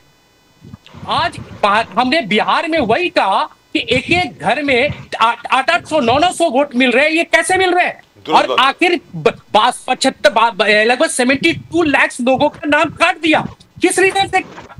उसका जवाब देगा कौन? हम इसकी सवाल इलेक्शन कमीशन ऑफ इंडिया से मांग रहे हैं, पर जवाब भारतीय जनता पार्टी देने आती है। इससे पता चलता है दोनों का तालमेल कहीं ना कहीं है। इसका जवाब देना पड़ेगा। SIR इसी को तो कहते हैं। सुप्रीम कोर्ट में सुनवाई हो रही है, सुप्रीम कोर्ट कहता है आधार कार्ड को मानो, इसको मानो, पर ये बोलते नहीं मानूंगा। आप किसको आधार कार्ड देते हो? देश के नेशन, जो देश का नेशन है उसी को तो आधार कार्ड दोगे आप, कि कोई पाकिस्तानी और बांग्लादेशी को दे रहे हो आप? यानी आपकी पूरी सिस्टम फेल अगर आप उनको दे रहे हो तो ये यहां पर आप ये बताएं सर कि अभी जैसा प्रदीप जी ने पूछा, राहुल गांधी जी ने कुछ कहा है। उन्होंने कहा है कि पहले मैंने एटम बॉम्ब छोड़ा था, अब अगला जो है वो हाइड्रोजन बॉम्ब आएगा। तो सर आप just 1 second, I am not asking you to reveal because after all you wouldn't know, आपको कैसे मालूम पड़ेगा राहुल गांधी जी क्या करने वाले? लेकिन और भी एविडेंस है क्या सर? अभी और भी कलेक्ट करिए क्या अभी एविडेंस? देखिए, राहुल गांधी एक समझे हुए नेता है, उन्हें पता है कि उन्हें कब क्या बोलना है, वो जवाब देंगे। उन्होंने कुछ सोचा है, उसका जवाब देंगे। जब तक मेरे नेता ने कुछ बोला नहीं, उससे पहले मैं क्या जवाब दूं?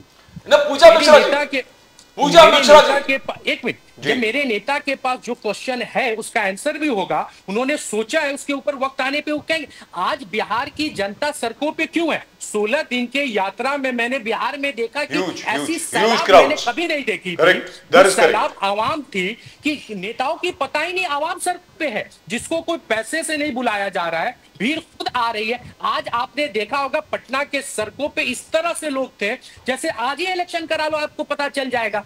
तो आपको अंदाजा है कि बिहार के लोगों ने कई बार बदलाव लिया है, चाहे जेपी का आंदोलन हुआ रहा हो, इन लोगों का आंदोलन आप देखिए, लालू प्रसाद यादव हो, रामविलास पासवान हो, चाहे नीतीश कुमार, एक आंदोलन से निकले हुए लोग हैं। उन्होंने देखा कि बिहार के लोग क्या, इस बार बिहार के लोगों ने बदलाव चाहा है तो बदलाव होके रहेगा। और क्योंकि वहां पे इस बार वोटिंग चोरी नहीं हो सकता है, क्योंकि लोग आवाम बैठी है। आप एक गरीब तबके का, वंचितों समाज के लोगों का वोट काटेंगे, उनका वोट अधिकार आप छीन लेंगे, लोग आपसे, आपको किस हक पे वोट देंगे? डॉक्टर पूजा मिश्रा जी, अखिलेश यादव जी ने कहा यह इलेक्शन कमीशन नहीं है, जुगाड़ कमीशन है। इतना बड़ा आरोप, इलेक्शन कमीशन नहीं है, जुगाड़ कमीशन है। हमारा 17,986 एफिडेविट्स का रिप्लाई अब तक नहीं दिया जुगाड़ कमीशन। जरा एलोबरेट करें doctor Mishra ji, please elaborate on that. जी, प्रदीप जी, जो है इलेक्शन कमीशन को तो हमने कफन भी गिफ्ट दिया था, क्योंकि इलेक्शन कमीशन जिस तरीके से बिहेव कर रहा है ना, ऐसे कोई जिंदा कॉन्स्टिट्यूशनल बॉडी तो बिहेव नहीं करती है। अभी जो है इलेक्शन कमीशन हमसे कह रही है कि आप जो आपने एफिडेविट सबमिट किया हुआ है ना वाया मेल, आप उसको लेकर के आइए इन हैंड, और फिर आप आकर के हमें दीजिए। और फिर ये भी कह रहे हैं कि हमने जो है आपको 18,000 आपकी एफिडेविट हम तक आई ही नहीं। तो आप सोचिए ना कि जो है हिपोक्रेसी देखिए ना, किस What did they say? No, hold on a minute. देख लीजिए। Just a minute, just a minute. 18,000 What did you say? No, one minute, Puja Mishra ji. What has the election commission say? कि 18,000 affidavit हमको मिले नहीं। अरे उस पे stamp पे रिसीट है हर एक पे। जी बोलिए।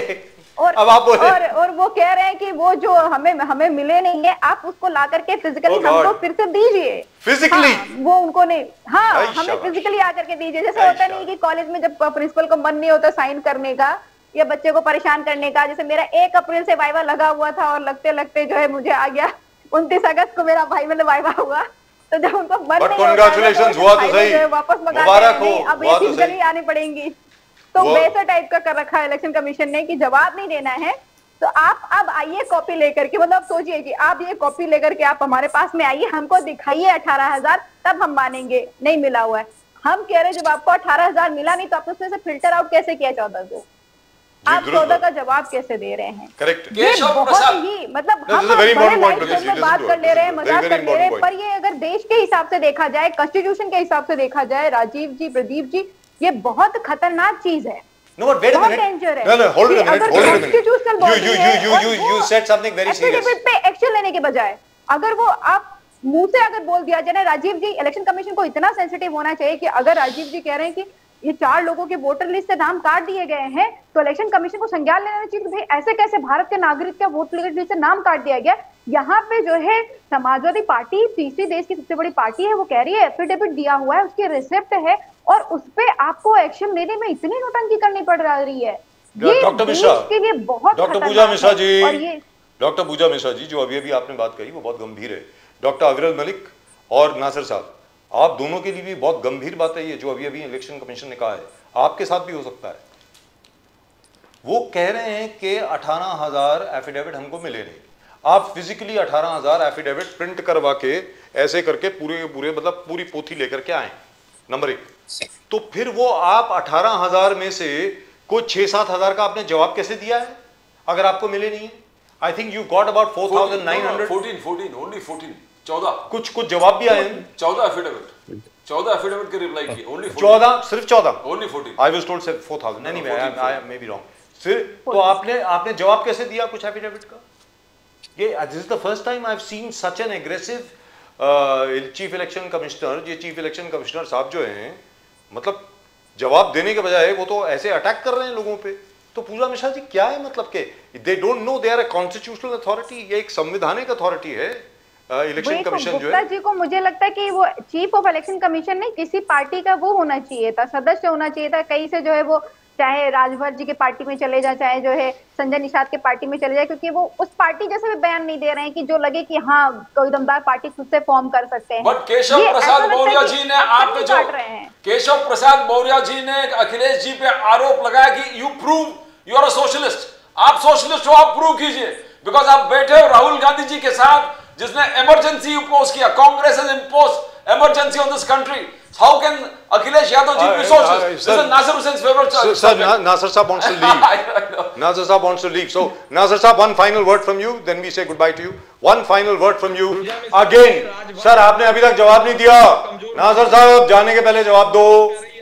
एक मिनट सर, एक मिनट। अरे मलिक साहब, एक मिनट। Sir, can I take a final statement from Nasir साहब? नासिर साहब, क्रिकेट होनी चाहिए कि नहीं? मलिक साहब, बस बड़ी आदर के साथ आपसे कहता हूँ कि देश में जब जब हमने सवाल उठाई तो आपने उसे नक्सल कहा, कभी अर्बन नक्सल कहा, कभी क्या कहा। क्या बीजेपी से सवाल करना सब नक्सलवाद कैसे हो जाता है? SIR पे हम सवाल करते हैं तो ये लोग नक्सली हैं। आप इस तरह की जवाब कैसे दे सकते हैं?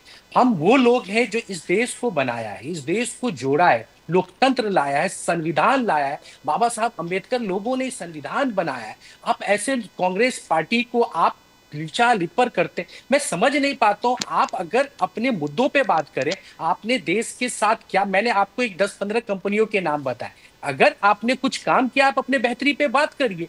पूरी शो आपके पास है, 1 घंटे 1.5 घंटे की शो है, आप अपने जो काम पे, आप सिर्फ हम पे बदनाम करना, हमने कुछ नहीं किया, अरे हमने जो काम किया वो जमीन पे है। आपने अगर कुछ काम किया वो जमीन पे दिखाइए तो जनता आप पे भरोसा करेगी। हमारा और आप दोनों का काम है। Thank you so much sir. Nasir साहब, थैंक यू। जमीन उतार लीजिएगा। कि आपको इस चीज का इल्म नहीं है।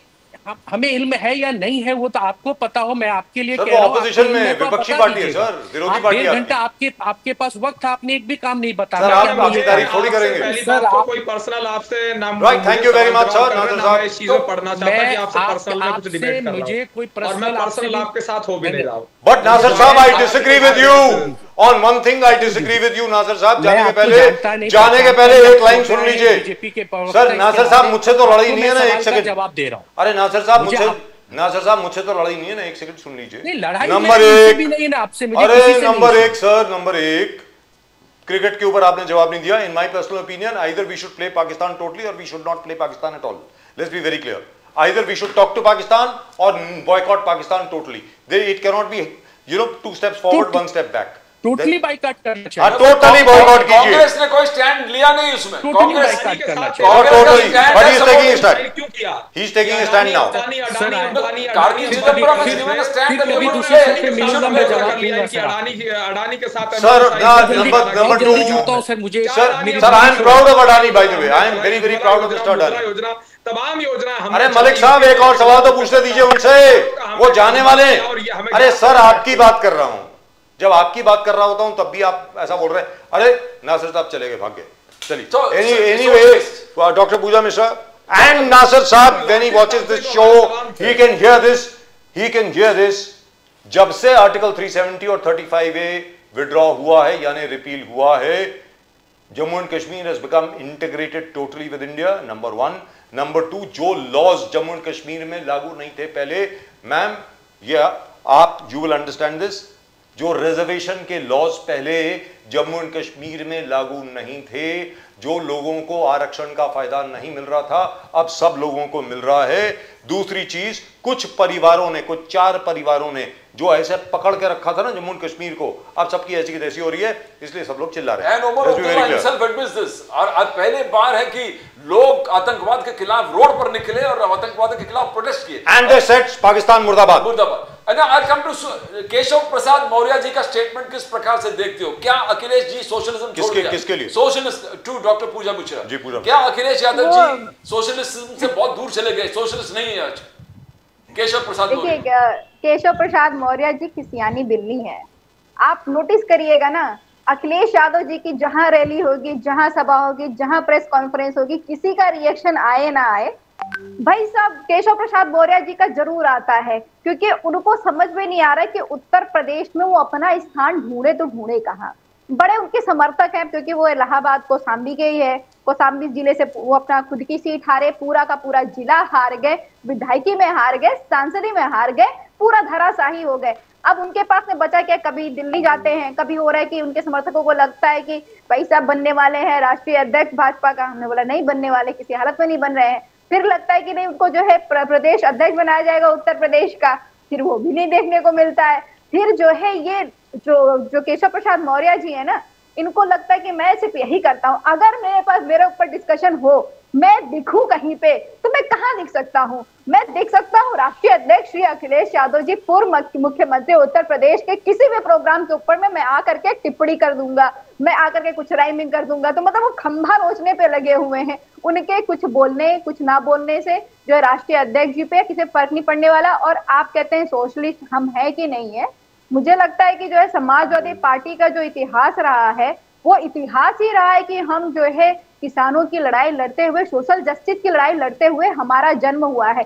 जब हमारा जन्म 1992 में हुआ था, उससे पहले जो है हमने, हमारा जो विंग बना, सबसे पुराना विंग है हमारा मुलायम सिंह यूथ ब्रिगेड जो है, वो सबसे पुराना विंग है, वो 1990 में बना हुआ था। और माननीय श्रद्धेय नेताजी परमिशन नहीं दे रहे थे उसके लिए, कार्यकर्ताओं ने प्रोटेस्ट करके कि नहीं आप दीजिए, उन्होंने पार्टी नहीं हमारे नाम से बनाओगे क्या, तब बना। और तब वो चला ही इसी मुहिम के साथ में था कि हम किसान आंदोलन करेंगे, और वो करता ही यही था। मुलायम सिंह यूथ ब्रिगेड जो था, युवा जाकर के किसानों के लिए, सोशल जस्टिस के लिए लड़ाई करते थे। और हमारा पीडीए का जो नारा चल रहा है, वो भी सोशल जस्टिस की बात कर रहा है, और उसी का रिजल्ट है कि आप सोशियो इकोनॉमिक कास्ट सेंसस की बात कर रहे हो। और एक जमाने में कर रहे हो कि जो है कि जो बंजारा है उनको हम जाकर के आयोग बनाएंगे। पूजा मिश्रा जी, एक चीज बताना बहुत जरूरी है, क्योंकि डॉक्टर मलिक को शायद याद नहीं होगा, मुझे याद है यार, मैं तो जर्नलिज्म में बहुत पहले से हूँ।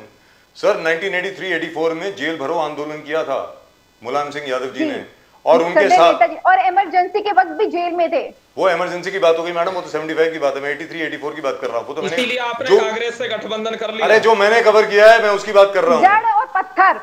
अरे पूरी बात तो सुन लो सर, मजबूर करते हैं बोलने के लिए मुहावरे।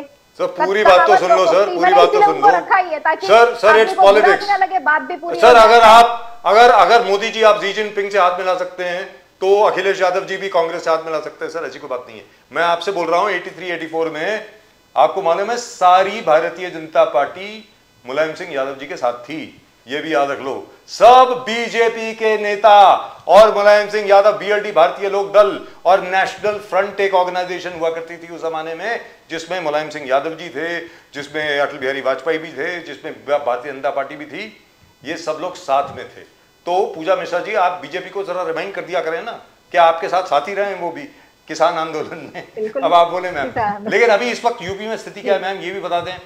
बाढ़ की जो स्थिति थी अब वो ठीक हो गई है, क्या हुआ है क्या?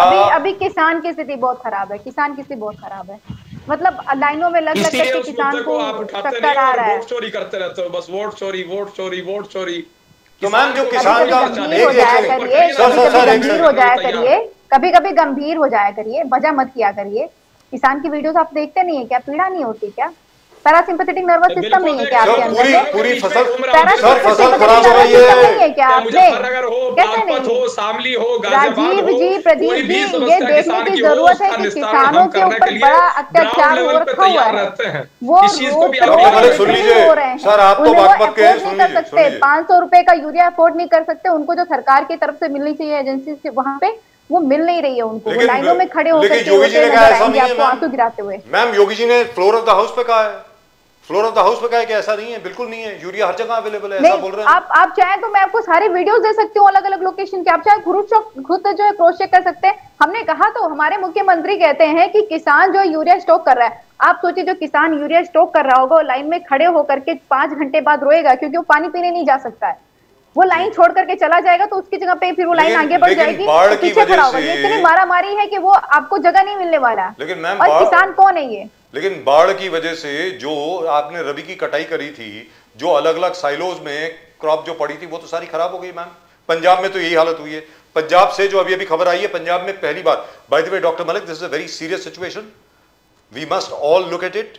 पंजाब में पहली बार 60 सालों में इतनी भीषण बाढ़ आई है। जो खड़ी हुई जो कटी हुई फसल थी वो सारी खराब हो गई सर।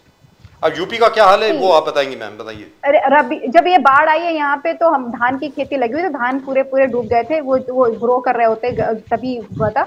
उसके बाद में जब वापस जाती है तो हम लोग हमारे, क्योंकि मैं किसान के घर से आती हूँ, मुझे पता है कि जब वो कमर तक पानी पहुंचता है तो तब उसमें भी बाढ़ आई रहती, कमर तक पानी रहता है, उसमें भी जाकर के, क्योंकि वर्कर आपको तब नहीं मिल रहे होते कि वो जाकर के वहां से वीड उखाड़े, पर उसमें भी जो है किसान जाता है और खुद जाता है, परिवार को लेकर के जाता है कि वो वीड को उकारे, कम से कम जो वहां पे बचा हुआ जरा सा भी धान है वो बच सके। उसके बाद में जब पानी घटता है और वो चला आता है, जिससे धान दिखने लग जाता है और पानी का दिखना कम हो जाता है, तो किसान चालू कर देता है तब से कि उसमें जो है यूरिया डालना चालू करे, उसमें फर्टिलाइजर्स डालना चालू करे, कि ताकि वो जो पानी का इम्पैक्ट है ना वो उतना उस पे ना पड़े। और इसीलिए यहाँ का किसान इतना परेशान है। आप कहते हैं ना कि इतने जो है एडवर्स जो है सिचुएशन के बावजूद भी उत्तर प्रदेश का किसान जो है प्रगति निकालता है, जो है उत्पाद करता है। वो इसलिए करता है कि कमर तक, हमें ध्यान है, मेरे दादाजी थे, कमर तक पानी होने के बाद में वर्कर नहीं मिल रहा है, तो मेरे दादा दादी जाकर के वो वीड खुद उखाड़ रहे हैं, वो उखाड़ेंगे वीड को क्योंकि धान बचाना है।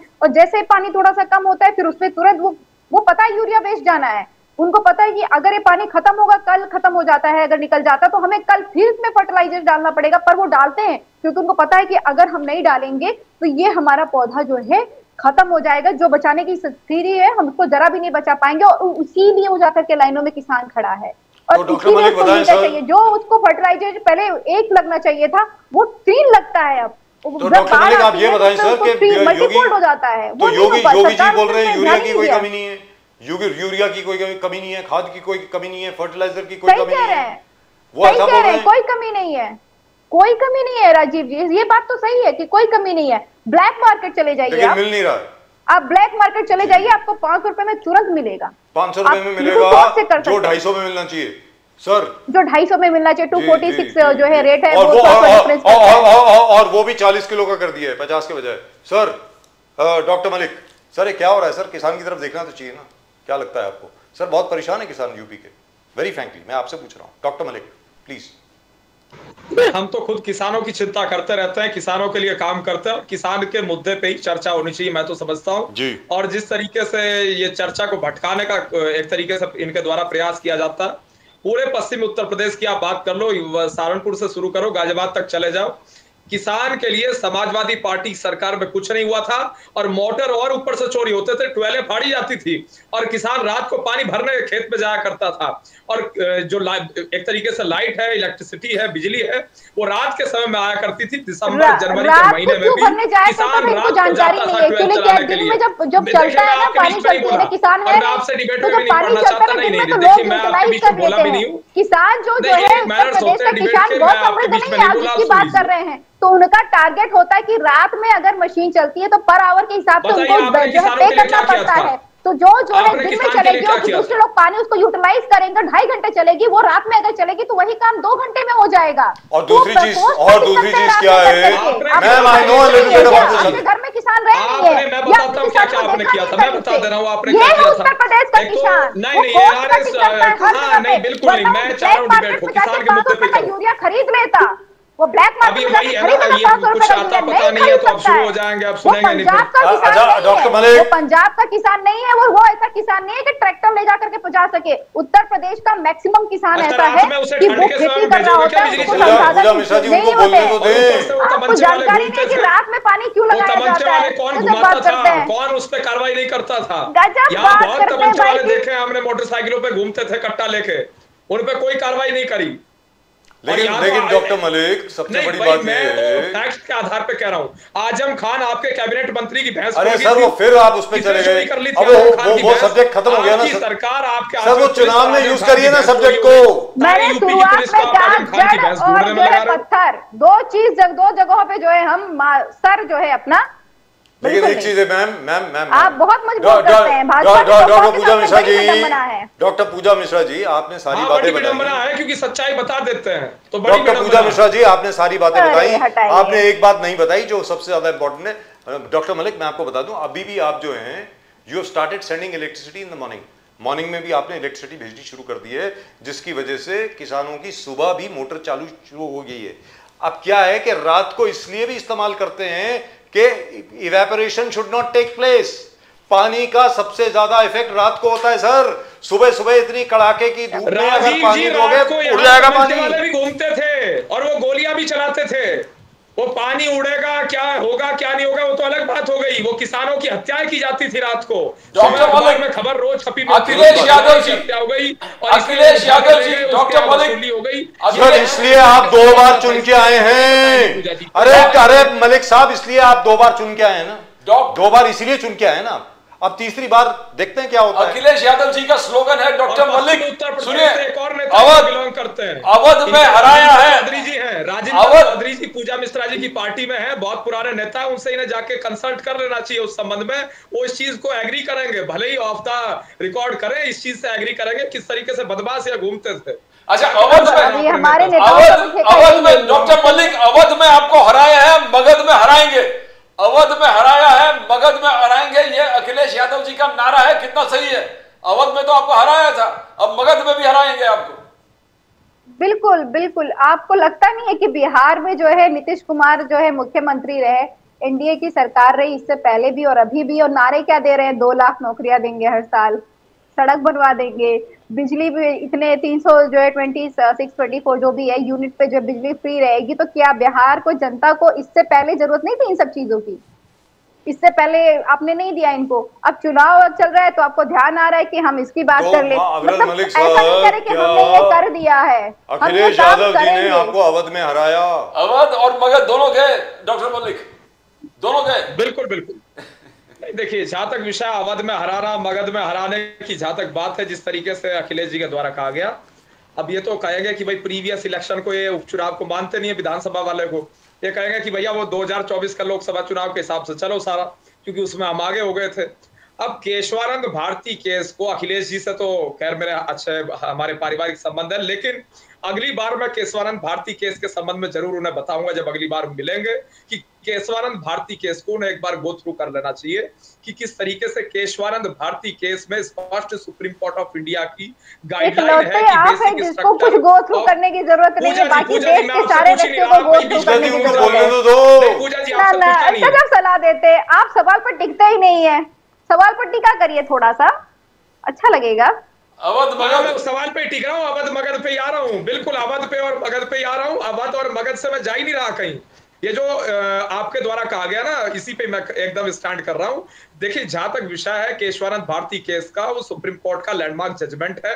इन्होंने कहा डंके की चोट पे कि संविधान को मोदी जी हटा देंगे और संविधान समाप्त कर देंगे, परिवर्तित कर देंगे, 400 पार आ गया तो। जबकि वो लैंडमार्क जजमेंट स्पष्ट कहता है कि basic structure of constitution of India को आप अमेंडमेंट नहीं कर सकता पार्लियामेंट किसी भी रूप में, बेसिक स्ट्रक्चर में। ये बिल्कुल स्पष्ट हो। आपको लगता नहीं है कि जब जो है आपको अपने प्रत्याशियों को समझाना चाहिए था, आपको अपने प्रत्याशियों को समझाना चाहिए था जब दिखा रहे थे कि हम कर देंगे अमेंडमेंट। अरे भाई, both of you are very experienced, संविधान कैसे बदल सकते हैं वो बता रहे थे। उनको लल्लू सिंह को बताना चाहिए था, लल्लू सिंह को जानकारी नहीं थी। और आपकी बल्ले बल्ले ये बात जजमेंट लल्लू सिंह को बताना चाहिए था ना कि ये जजमेंट कितना चले जाए। लल्लू सिंह उनको बताया नहीं आपने, नहीं बताया। जब बात करते हैं लल्लू सिंह को बताया होता तो शायद वो जाकर के वो पढ़े लिखे नहीं है मैम जनता को। अरे लेकिन सर आप ये बताइए, बता दे रहा है डायरेक्ट। लल्लू जी ने तो सही कहा था, वो संविधान में अमेंडमेंट की बात कर रहे थे। लेकिन पूजा मिश्रा जी आपने कह दिया कि ठीक है, लल्लू जी ने सही कहा था तो फिर यही सही परिणाम आपको मिलता रहेगा। लल्लू जी को फिर भेज दीजिएगा, जाकर के सही बोल आएंगे सब जगहों पे। पूजा मिश्रा जी और डॉक्टर अविरल मलिक, लल्लू जी की जो आप बात कह रहे हो, मैं वही कह रहा हूं, मैं क्लियर कर दूं पहले, क्योंकि ये तोड़ मरोड़ के पेश कर रहे हैं, बहुत माहिर है समाजवादी पार्टी वाले।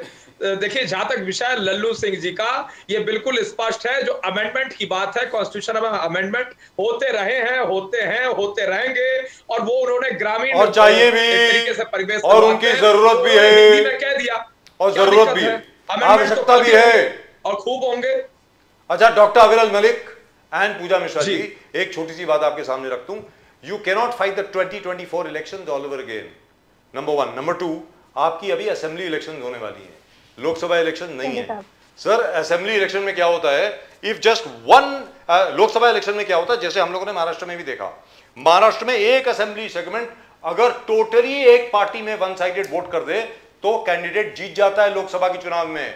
असेंबली में ऐसा नहीं होता, एक एक लोकसभा कॉन्स्टिट्यूएंसी में 5-5, 6-6 असेंबली सेगमेंट्स होती हैं। Over there the entire thing is different, it's going to be very difficult. Let me tell you very frankly, अगर आप समाजवादी पार्टी या कांग्रेस ये समझ रही है कि 2024 की इलेक्शन में जो रिजल्ट आया लोकसभा का वही स्टेट असेंबली में आएगा, तो वो नहीं आने वाला। Let's be very clear, but that of course all of you understand. I have a question for doctor अविरल मलिक। मलिक साहब, आपसे जानना चाहता हूं, ये पूजा मिश्रा जी के लिए सवाल नहीं है, आपके लिए है, क्योंकि ये प्रधानमंत्री जी ने वादा किया था 2013 में अपने कैंपेन के दौरान। पूजा मिश्रा जी सुन लीजिए, लेकिन आपको बहुत मजा आएगा सुन के। ये कहा था कि बुंदेलखंड को मैं टोटली ट्रांसफॉर्म कर दूंगा, बुंदेलखंड को। सर, आज तक वैसी की वैसी स्थिति है, वहां पे पानी नहीं है, सूखा वैसे का वैसे ही है, नहरें बिल्कुल सूखी बह रही हैं। वहां पर जो किसान है उसने किसानी करना ही छोड़ दिया। सर, आपसे मैं फिर पूछता हूं, उस तरफ आपका ध्यान कब जाएगा, दक्षिण की तरफ, बुंदेलखंड की तरफ ध्यान कब जाएगा सर आपका, बीजेपी का, ये तो बता दो डॉक्टर मलिक जी। नहीं, देखिए, जहां तक विषय बुंदेलखंड का, तो 2014 के बाद आदरणीय उमा भारती जी केंद्र में कैबिनेट मंत्री बनी, जल संसाधन, नदी विकास, गंगा सफाई की, झांसी से वो सांसद बनी जी। और जिस तरीके से गंगा सफाई की, और जहां तक विषय है एक तरीके से जल स्रोतों का, तो उसमें निरंतर हमने काम किया, वो सबने देखा। और उसके साथ साथ जहां तक विषय इंफ्रास्ट्रक्चरल डेवलपमेंट का है, इंफ्रास्ट्रक्चरल डेवलपमेंट कैसे हो, चर्चा इस बात पे होनी चाहिए, और देश आगे कैसे बढ़े, हम तो उसी पक्ष के लोग हैं। और उसके साथ साथ ये पूजा मिश्रा जी लोहियाइस्ट हैं, समाजवादी हैं, बिल्कुल सही बात है, लेकिन चर्चा इंफ्रास्ट्रक्चर, आप भी तो हैं समाजवादी सर। आरएसएस की तो पूरी फिलॉसफी अगर आप पढ़ें वो तो समाजवादी फिलॉसफी है, और क्या है, सिर्फ उसमें आप हिंदुत्व जोड़ देते हैं, बाकी तो समाजवादी है, और क्या है। पूरा राष्ट्रीय स्वयं सेवक संघ जो है, आप सब लोग तो असली सोशलिस्ट तो आप लोग हैं, जहां तक बीजेपी का सवाल है जी। नहीं, देखिए, हम तो सबका साथ सबका विकास वाले हैं, और निश्चित रूप से जहां तक बात हिंदुत्व की आती है, तो हम हिंदू, मुस्लिम, सिख, ईसाई, जैन, बौद्ध, पारसी को सबको अपने में समाहित करने में विश्वास रखते हैं, सबको सम्मान देने में विश्वास रखते हैं, और सबके साथ मिलकर चलने में विश्वास रखने वाले लोग यही संघ परिवार के लोग हैं। और सामाजिक समरसता, इसको मूल मंत्र बना करके संघ की शाखाएं चलती हैं। वो भी सबने देखा है कि चाहे कोई किसी भी जात का, मजहब का, पंथ का, संप्रदाय का, धर्म का, रिलीजन का, कोई व्यक्ति हो, किसी फैमिली का हो, कोई फर्क नहीं पड़ता। अखिलेश डूबे आरोप हमारे ऊपर संघ वालों पे लगाते हैं, हम पर लगाते हैं, तो इस संघ की शाखा में एक दिन जाके देख ले, मालूम पड़ जाएगा। बट क्या अखिलेश दुबे, अखिलेश पार्टी का आदमी डॉक्टर मलिक शाखा में जाके झांका नहीं होगा। डॉक्टर मलिक, अखिलेश यादव जी ने अखिलेश दुबे जी का यानी इशू बहुत उठाया, यानी his things changed. Akhilesh Dubey, what is that issue? यानी जाति हो रहा है, योगी आदित्यनाथ सरकार टोटलिटेरियन तरीके से, अब 6 पुलिस ऑफिसर्स भी सस्पेंड किया हुआ है। देखिए, हमारी सरकार की जहां तक बात है तो हमारी सरकार में जो आवश्यक कार्रवाई जहां भी कोई होती है वो कार्रवाई की जाती है। और रही बात हमारी सरकार की और एक तरीके से कानून व्यवस्था की, तो कानून व्यवस्था सही रहे इसकी तो हम पहले से चिंता करते रहे, भविष्य में भी करते रहेंगे। और यूपी में आज ये हाल है कि भाई रात को भी कोई बहन बेटी घर से बाहर निकल के जाए तो कोई उस टाइप की बदमाशी जो हुआ करती थी आज कहीं नहीं है। वो लंबा विषय सर, वो बहुत लंबा हो जाएगा। कोई भी बहन बेटी कर सकती है, ये अच्छा हालात है। और पहले क्या था कि भाई अगर आप जा रहे हैं निकल के कि भाई खेत में जाना 12 चलाने के लिए, रास्ते में आपको एक हमारे यहाँ होता है खेत में जो चक्रोड़ होती है, वहां चक्रोड़ में ही 4 कट्टाधारी मिलेंगे और वो कट्टा लगा के या तो लूट लेंगे या फिर जो उन्हें आगे की प्रक्रिया करनी होगी वो कर लेंगे, गाड़ी में उठा के ले जाएंगे। और वैन बहुत घुमा करती थी, वो वैन में बदमाश घूमते थे और जबरन उठा के उसमें डाल के ले जाते थे। ये सपा का राज था, सबने देखा है जी। और आपके मुताबिक वो वापस आने वाला है। चलिए, थैंक यू सो मच। बिल्कुल नहीं आने वाला, वो तो यूपी की जनता वोट ही नहीं करेगी। कैराना का क्या हाल था, परिवार भाग गए, वहां से पलायन कर गए। एक जगह आप जाके देखो, मुजफ्फरनगर में क्या हाल था, मुजफ्फरनगर से जाटों का पलायन हो गया और जाटों का किस प्रकार से अपमान हुआ वो भी सबने देखा। जाट समुदाय का किया गया और हिंदुओं का पर्टिकुलरली किया गया, और किस तरीके और से अभी संभल में उन राइट्स में सबने देखा, समाज ने। और इसलिए आप संभल में जितने मंदिर हैं उनको दोबारा आप बना रहे हैं। चलिए, very good. Dr. Pooja Mishra, all the very best to you. Really impressed with the way you have grown. Really and truly wonderful talking to you, ma'am. Dr. Aviral Malik, always a pleasure talking to you, sir. Thank you both. Namaskar. Jai Hind, Jai Hind.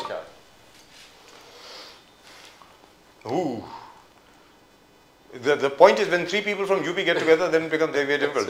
Even Nasir Saab, even though he lives in Navi Mumbai, he is also from Uttar Pradesh. Aviral Malik Saab भी उत्तर प्रदेश से, पूजा मिश्रा जी भी उत्तर प्रदेश। आज कोई बॉम्बे से था ही नहीं, मतलब आज महाराष्ट्र से कोई था ही नहीं। गणेश जी दर्शन में सब लीन हो गए, सब चले गए गणपति दर्शन में। और बाकी हम लोग जो बात करनी थी हमारे आदरणीय सम्माननीय जरंगे पाटिल साहब की, वो बात हो ही नहीं पाई। एज भुजबल साहब से कर क्या रहे हैं आप लोग? Where is the legal framework to grant such reservation as Jarange Patil wants? You can't do it. मेरा तो यह है सर कि देवेंद्र फडणवीस साहब को सेंटर से बात करनी चाहिए, उनको बोलना चाहिए कि भाई चलिए हम लोग सब डेलीगेशन लेके जाते हैं सेंटर के पास, because you can't really give him what he wants. There is no legal framework on the basis of which you can give that. You can't. That's my opinion. The main question here Bhujbal ji raised kar rahe ki Kunbis are not Marathas. Yes.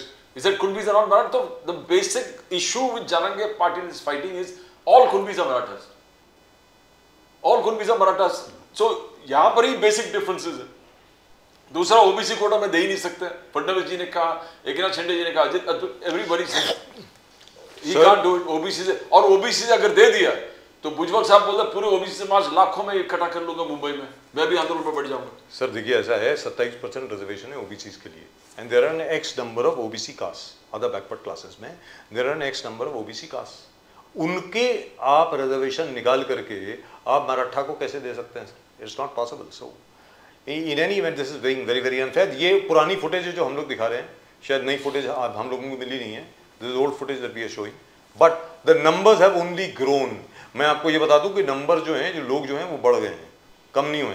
Bombay high court has given orders to the state that except Azad Maidan they don't want to see the Maratha protesters anywhere across the road. But how can you stop sir? आज तो जू में थे सब लोग। बोले कि आपका काम है, आप रोकिए।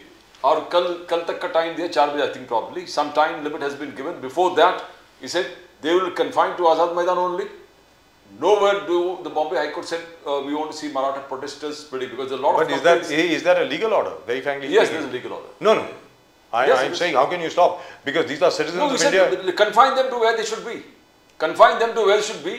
Because they were showed a photograph showing they're urinating on the road, they're taking bath on the road. They are throwing waste on the road. All kinds of activities were shown. Pradeep ji, my question is this. It's a very fundamental question. These are citizens of India, they can go anywhere. No, they can't disturb the peace. You can go anywhere you want, but you can't disturb the peace. I'm coming to that. They can't protest, they can't demonstrate, they can't gather in large numbers and block traffic, etc., etc. They can't create a nuisance, but they can go anywhere they want as long as they are peaceful. Peacefully शांति तरीके से आप जहाँ मर्जी जा सकते हैं। आप जुहू चौपाटी घूमिए, गिरगाम चौपाटी घूमिए, आप जो चौपाटी आपको जाना है घूमिए। अमिताभ बच्चन का घर देखिए, जैसे आज अमिताभ बच्चन घर साहब के घर के सामने बहुत लोग थे देखने के लिए कि बच्चन साहब को देख लेते हैं। घर में घुसना या उसके सामने नहीं, घुसना नहीं, रोड ब्लॉक करना। अभी बात यह है कि ये that is correct. Photographs were shown to the court that they are stopping traffic, they are on the roads, and they are on railway platforms. They are disturbing the peace of the atmosphere, peace. They are blocking roads, traffic not to, cannot proceed. So the court took a stand that they can't do this. What are the प्रशासन? और दूसरी बात क्या है Pradeep ji, railway platforms के ऊपर है, women cannot access trains. आप रेलवे प्लेटफॉर्म के ऊपर खड़े हैं, आप वहीं पर बैठ गए हैं, वहीं पर सो गए हैं, क्योंकि एक तो बारिश भी हो रही है, so you need shelter. तो मेरा ये कहना है, क्या इनको मालूम नहीं था कि बरसात हो रही है? आप जब यहाँ पर आए थे इतने ज़्यादा लोग, आपको मालूम नहीं था कि बरसात का मौसम है? दूसरी चीज़ जो सबसे वरिंग चीज़ है, फिक्र वाली बात है सबके लिए, कि गणपति का टाइम है, गणेश उत्सव है, the police is already stretched so thin. कहाँ कहाँ पुलिस वाले देखेंगे भाई? How do you expect the Mumbai police to perform miracles? You can't. And the court also observed that the High Court has been surrounded with so much of Maratha popular protesters. They said even the High Court is surrounded with. They can't function. Lots of lawyers were not able to reach today. Their assistants were not able to reach. There were so many people who were just not able to reach for their cases today. Quite right. Absolutely. So all I am saying is it is up to the government. Devendra Fadnavis साहब, एकनाथ शिंदे साहब, अजीत दादा पवार साहब, इन सब लोगों से आपको बात करनी पड़ेगी। जरंगे पाटिल जी को समझाना पड़ेगा कि भैया बहुत हो गया, you have shown your strength, thank you very much, अब चलिए। And Gunaratna Sadavatre was appearing against the Marathas. Because of that, Marathas in large numbers had come across outside the High Court and they had surrounded the court. So all this was observed by the High That's Court. right, that's right. And in any event, as we have been saying all along, ये Maharashtra assembly के अधिकार क्षेत्र में नहीं है। जितना अधिकार क्षेत्र में था वो आपको मिल चुका है, उससे ज्यादा वो दे नहीं सकते। ओबीसी के अंदर लाने के लिए आपको एक सेंट्रल अमेंडमेंट की जरूरत है। ओबीसी के अंदर आप कैसे आएंगे? सीधी सादी बात है प्रदीप जी। और जैसा लक्ष्मण हाके साहब जो दांगड़ नेता हैं वो बार बार कह रहे हैं कि सामाजिक तौर पर शोषित वर्ग कैसे है, ये जो सवाल मैंने कल डॉक्टर ढोने से पूछा, सैटरडे को डॉक्टर ढोने से पूछा, और डॉक्टर ढोने बात कर रहे हैं इकोनॉमिकली वीकर सेक्शन की। भाई ईडब्ल्यूएस इज सेपरेट। कोई भी सर, कोई भी समुदाय गरीब हो सकता है, लेकिन सामाजिक तौर पे उसको शोषित वर्ग कैसे कहेंगे आप? शोषित वर्ग वो होता है जहां पर किसी को घर में आना अलाउड नहीं है, किसी के साथ पानी पीना अलाउड नहीं है, किसी को नौकरी में अलाउड नहीं है, मंदिर में घुसना अलाउड नहीं है। सर महाराष्ट्र में आप मराठों को शोषित वर्ग कैसे कहेंगे? ये तो रूलिंग क्लास है sir. And Lakshman Hake's son was manhandled and beaten up. Yes. So that's all these things slightly getting on the violent side. Manoj Jarange Patil had promised a peaceful protest. Pradeep ji देखिए ऐसा है, इस प्रकार से चल रहा है अभी तक तो ठीक है। जहां तक मराठों का सवाल है, मराठा हर कोई कर रहा है, एक मराठा लाख मराठा वगैरह वगैरह वगैरह हर कोई कर रहा है। लेकिन एक चीज याद रख लीजिए, जो बाकी ओबीसी हैं, शेड्यूल्ड कास्ट हैं, शेड्यूल्ड ट्राइब्स हैं, वो तकरीबन 54 के 60% हैं महाराष्ट्र में। उनका अगर कंसोलिडेशन हो गया, the Marathas themselves will be isolated. जो 96 कास्ट अपने आप को मराठा कहते हैं, they themselves will be isolated in Maharashtra. फिर आप क्या करेंगे? Because what you are doing is you are consolidating the other caste. आप इस तरीके से आक्रामक होकर के दांगड़ के ऊपर, लोहार के ऊपर, बाकी सब लोगों के ऊपर अगर आप इस तरीके से धावा बोलेंगे, I think that's unfair, very frankly. आप अपनी डिमांड रखिए, किसी और के खिलाफ आप ऐसा थोड़ी बोल सकते हैं। You can't do it. Anyway, that's it. That's all we've got for you. I had a plan that I would be able to show you वो नरेंद्र मोदी जी ने वास्तविकता में 15 लाख के बारे में क्या कहा था वगैरह। We'll discuss all that tomorrow. And of course, we've got something else too. I'll show all that to you tomorrow. I really wanted to discuss that. But for me personally and for Pradeep ji, I'm sure today is a great day. Vladimir Putin, Xi Jinping and Narendra Modi साहब met together. तीनों लोग मिले। Trump साहब के खिलाफ एक consolidated एक front बनाया गया है, और लूला साहब जो हैं ब्राजील के, वो भी साथ में आ जाएंगे अभी बहुत जल्दी, सुनने में ये आया है। और वो रामाफोसा साहब जो हैं साउथ अफ्रीका के, वो भी आ जाएंगे। So the BRICS. And as you said, he'll get a Nobel Prize for uniting this all the Asian Europe continent. The Eurasian. Yes. continent has been united by Mr. Trump. For that, he deserves the Nobel Prize. And that itself is a huge market. I mean, one of the biggest markets. It is the biggest market, sir. Yes. It is 58% of the world market. Yes, बिल्कुल. 58% है, sir. The two largest populated countries coming together. And the funniest part for me is, this is the funniest part. जो वो बोल रहे हैं, Ukraine, you are what? Fueling the war in Ukraine, etc., etc., etc. Modi ji ने लड़ाई शुरू करी, मोदी जी जंग लड़ रहे हैं, लड़वा रहे हैं, सब कुछ कर रहे हैं. But it makes me feel very proud. The best part is, as I've said 3 times already during the course of the show, we buy crude oil from Russia, sir, we refine it, उसके अलग अलग product बनाते हैं जिसमें petrol भी होता है, diesel भी होता है, अलग अलग प्रोडक्ट भी होते हैं. उसमें से डीजल जो है आज की तारीख में यूक्रेन को सबसे ज्यादा डीजल हम लोग सप्लाई कर रहे हैं from Russian crude, made from Russian crude oil. इससे ज्यादा बड़ी आयरनी की बात क्या हो सकती है? That Ukraine is using diesel refined by India based on Russian crude. Now, I don't know what else to say. I personally think, you know what's going to happen, Pradeep ji?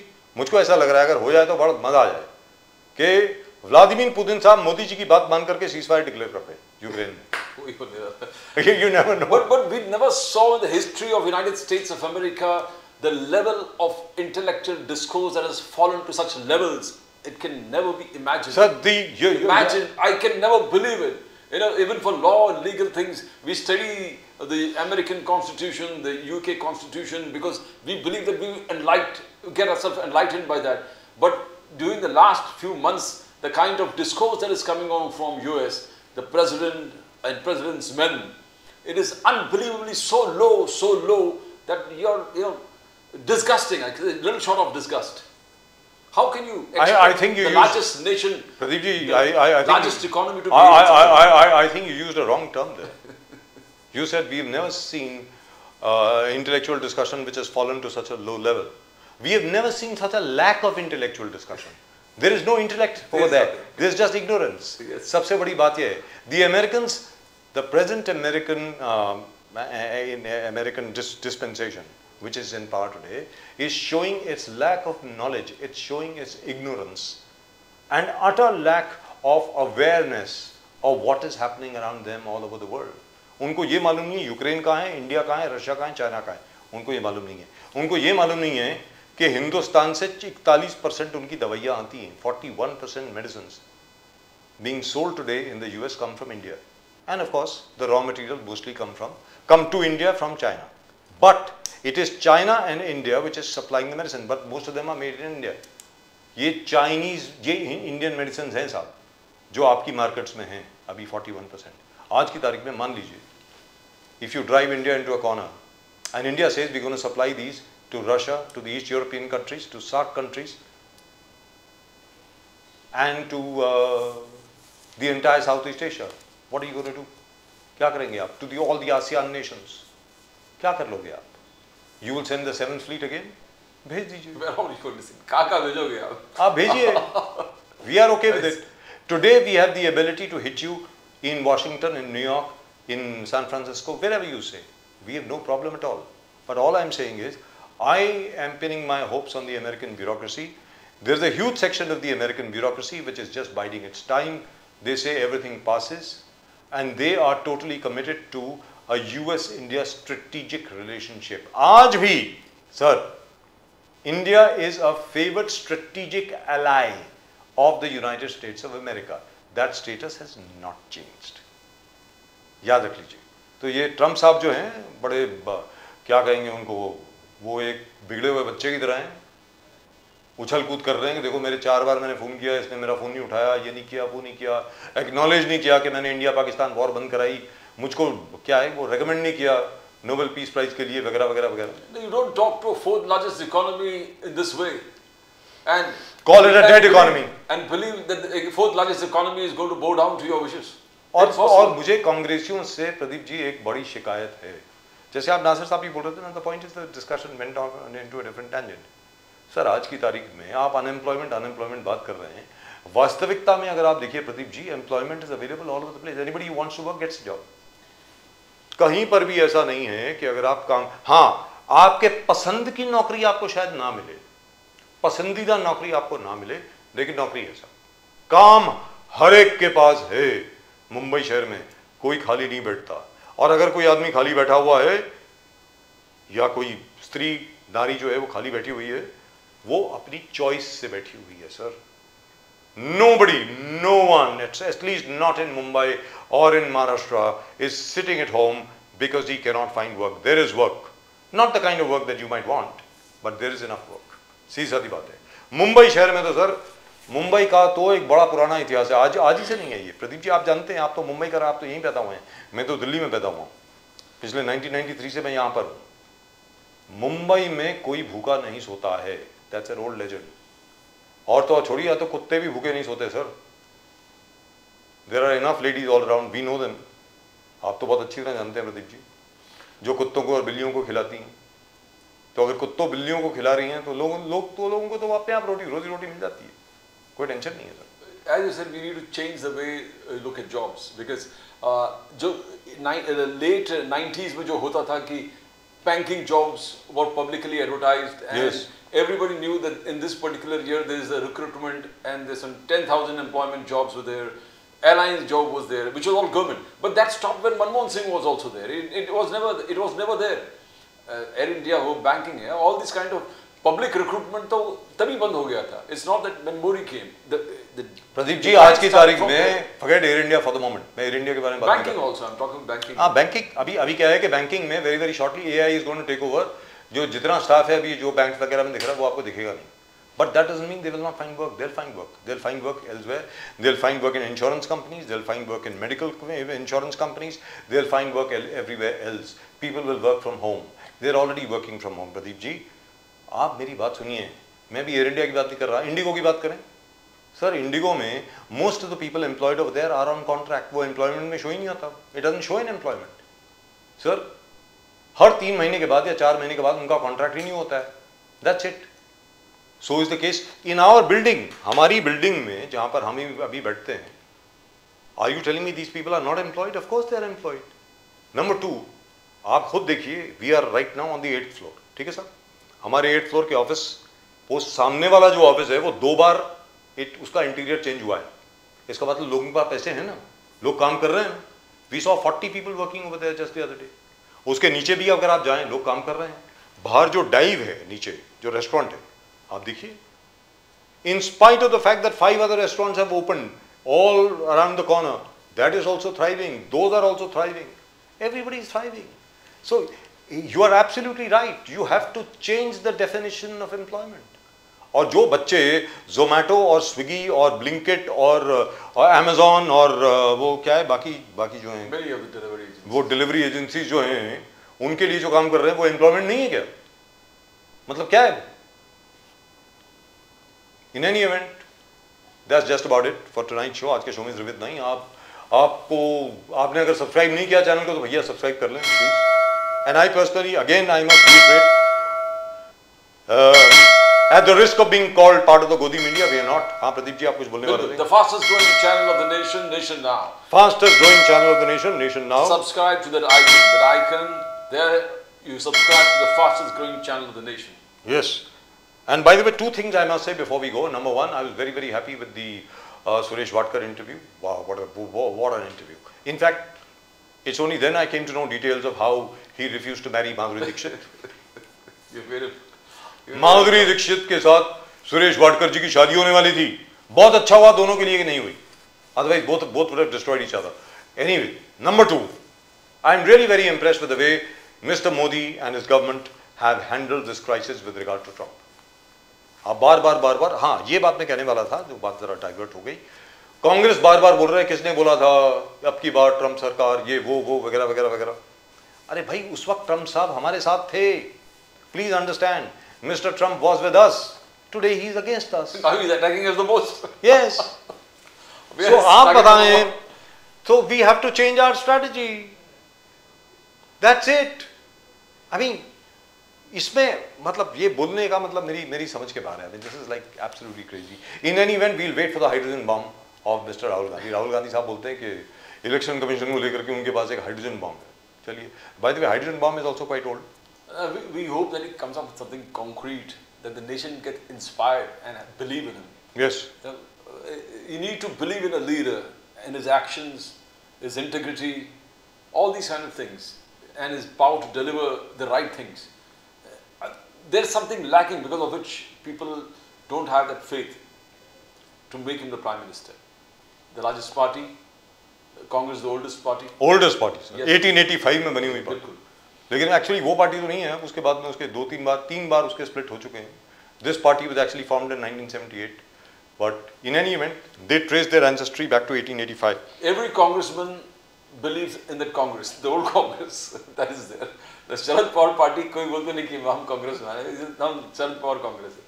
So लेकिन प्रदीप जी एक चीज है, अभी मुंबई की अगर बात कर लें, मुंबई में वर्षाताई गायकवाड़ के खिलाफ सुनने में यह आया कि बहुत बड़ी मूवमेंट चल रही है, बहुत लोग चल रहे हैं उनके खिलाफ, बहुत कंप्लेंट जा रही है उनकी, किसी से बात नहीं करती, फोन नहीं उठाती, मैसेज नहीं देती, वगैरह वगैरह वगैरह. बाय कॉन्ट्रास्ट अगर आप देखें, अभी तो अमित साटम साहब को बनाया, अमित साटम साहब की तो बीजेपी के जो प्रेसिडेंट बने Amit Satam, again I will be accused of being part of the गोदी मीडिया, आई एम नॉट. लेकिन जो सच है वो सच है. प्रदीप जी, अमित साटम साहब को आप फोन करके देखिए, अगर उन्होंने फोन नहीं उठाया 5 मिनट या 10 मिनट के बाद उनके ऑफिस से फोन आएगा और आधे घंटे के बाद वो खुद आपसे बात करेंगे. वर्षाताई गायकवाड़ को आप 20 फोन कर लीजिए, 20 दिन के लिए नहीं आएगा call. She won't even respond. I am not joking. इसके पहले आशीष शेलार थे. आशीष शेलार साहब को आप फोन कर लीजिए, भले उस वक्त वो फोन ना करें, within 1 day he will call you back. On that there is no doubt. So is the case with the rest of the BJP. लेकिन जहां तक कांग्रेस का सवाल है, आई थिंक ये प्रदीप जी, ये बैंड्रा के जो जितने लोग जो जीतते हैं, क्या is that the Priya Dutt syndrome? They are affected by the Priya Dutt syndrome. मतलब कि प्रिया दत्त सिंड्रोम जो था कि किसी का जवाब नहीं देना, फोन नहीं उठाना. उसके बाद Poonam Mahajan ji also did exactly the same thing. Now Varshatai Gaikwad is also doing exactly the same thing. ये क्या उस कॉन्स्टिट्यूंसी में कुछ ऐसी हवा है कि मतलब जितने भी एमपी होते हैं वो कहते हैं कि भाई हाँ आप तो इलेक्ट हो गए, अब तुम्हारी ऐसी की तैसी, I need not talk to you, I need not call you, and so on and so forth. And one other thing which Pradeep ji we have to discuss tomorrow, and I must remind our PCR, I know they're all very tired, this show has gone on for a long time, and I have been speaking and speaking and speaking, and I'm sure they must be very bored, but this is just so that they don't have a choice. जरा सुनिए ध्यान से, PCR के लोग जितने भी हैं, हमारे प्रोडक्शन के लोग जितने भी, जरा ध्यान से सुनिए. सुप्रीम कोर्ट ने इजाजत दे दी है अडानी जी को सॉल्ट पैन लैंड्स पे लोगों को रिहेबिलिटेट करने के लिए. Pradeep ji, salt pan lands have now officially gone. तो Pradeep ji, eastern Mumbai is going to drown. That's my opinion. I hope we'll be able to get enough people tomorrow, people like Nand Kumar Pawar sahab, people like Stalin sahab, or people like BNK or the others to come along and tell us exactly what is going to be the effect of making this SRA scheme on the salt pan lands. I hope somebody reconsiders. I hope they can come out with a more radical solution on how to rehabilitate these project affected people in Dharavi, right in Dharavi itself. I hope it happens. Anyway, that's a very fond hope. That's it from both Pradeep ji and myself. Thank you very much for staying with us. आप सब लोगों को एक बार फिर प्रदीप जी और मेरी तरफ से और पूरी नेशन नाउ की टीम की तरफ से नमस्कार. नमस्कार. जय हिंद, जय महाराष्ट्र, जय भवानी, जय शिवाजी, वंदे मातरम. वंदे मातरम. भारत माता की जय. जय हिंद.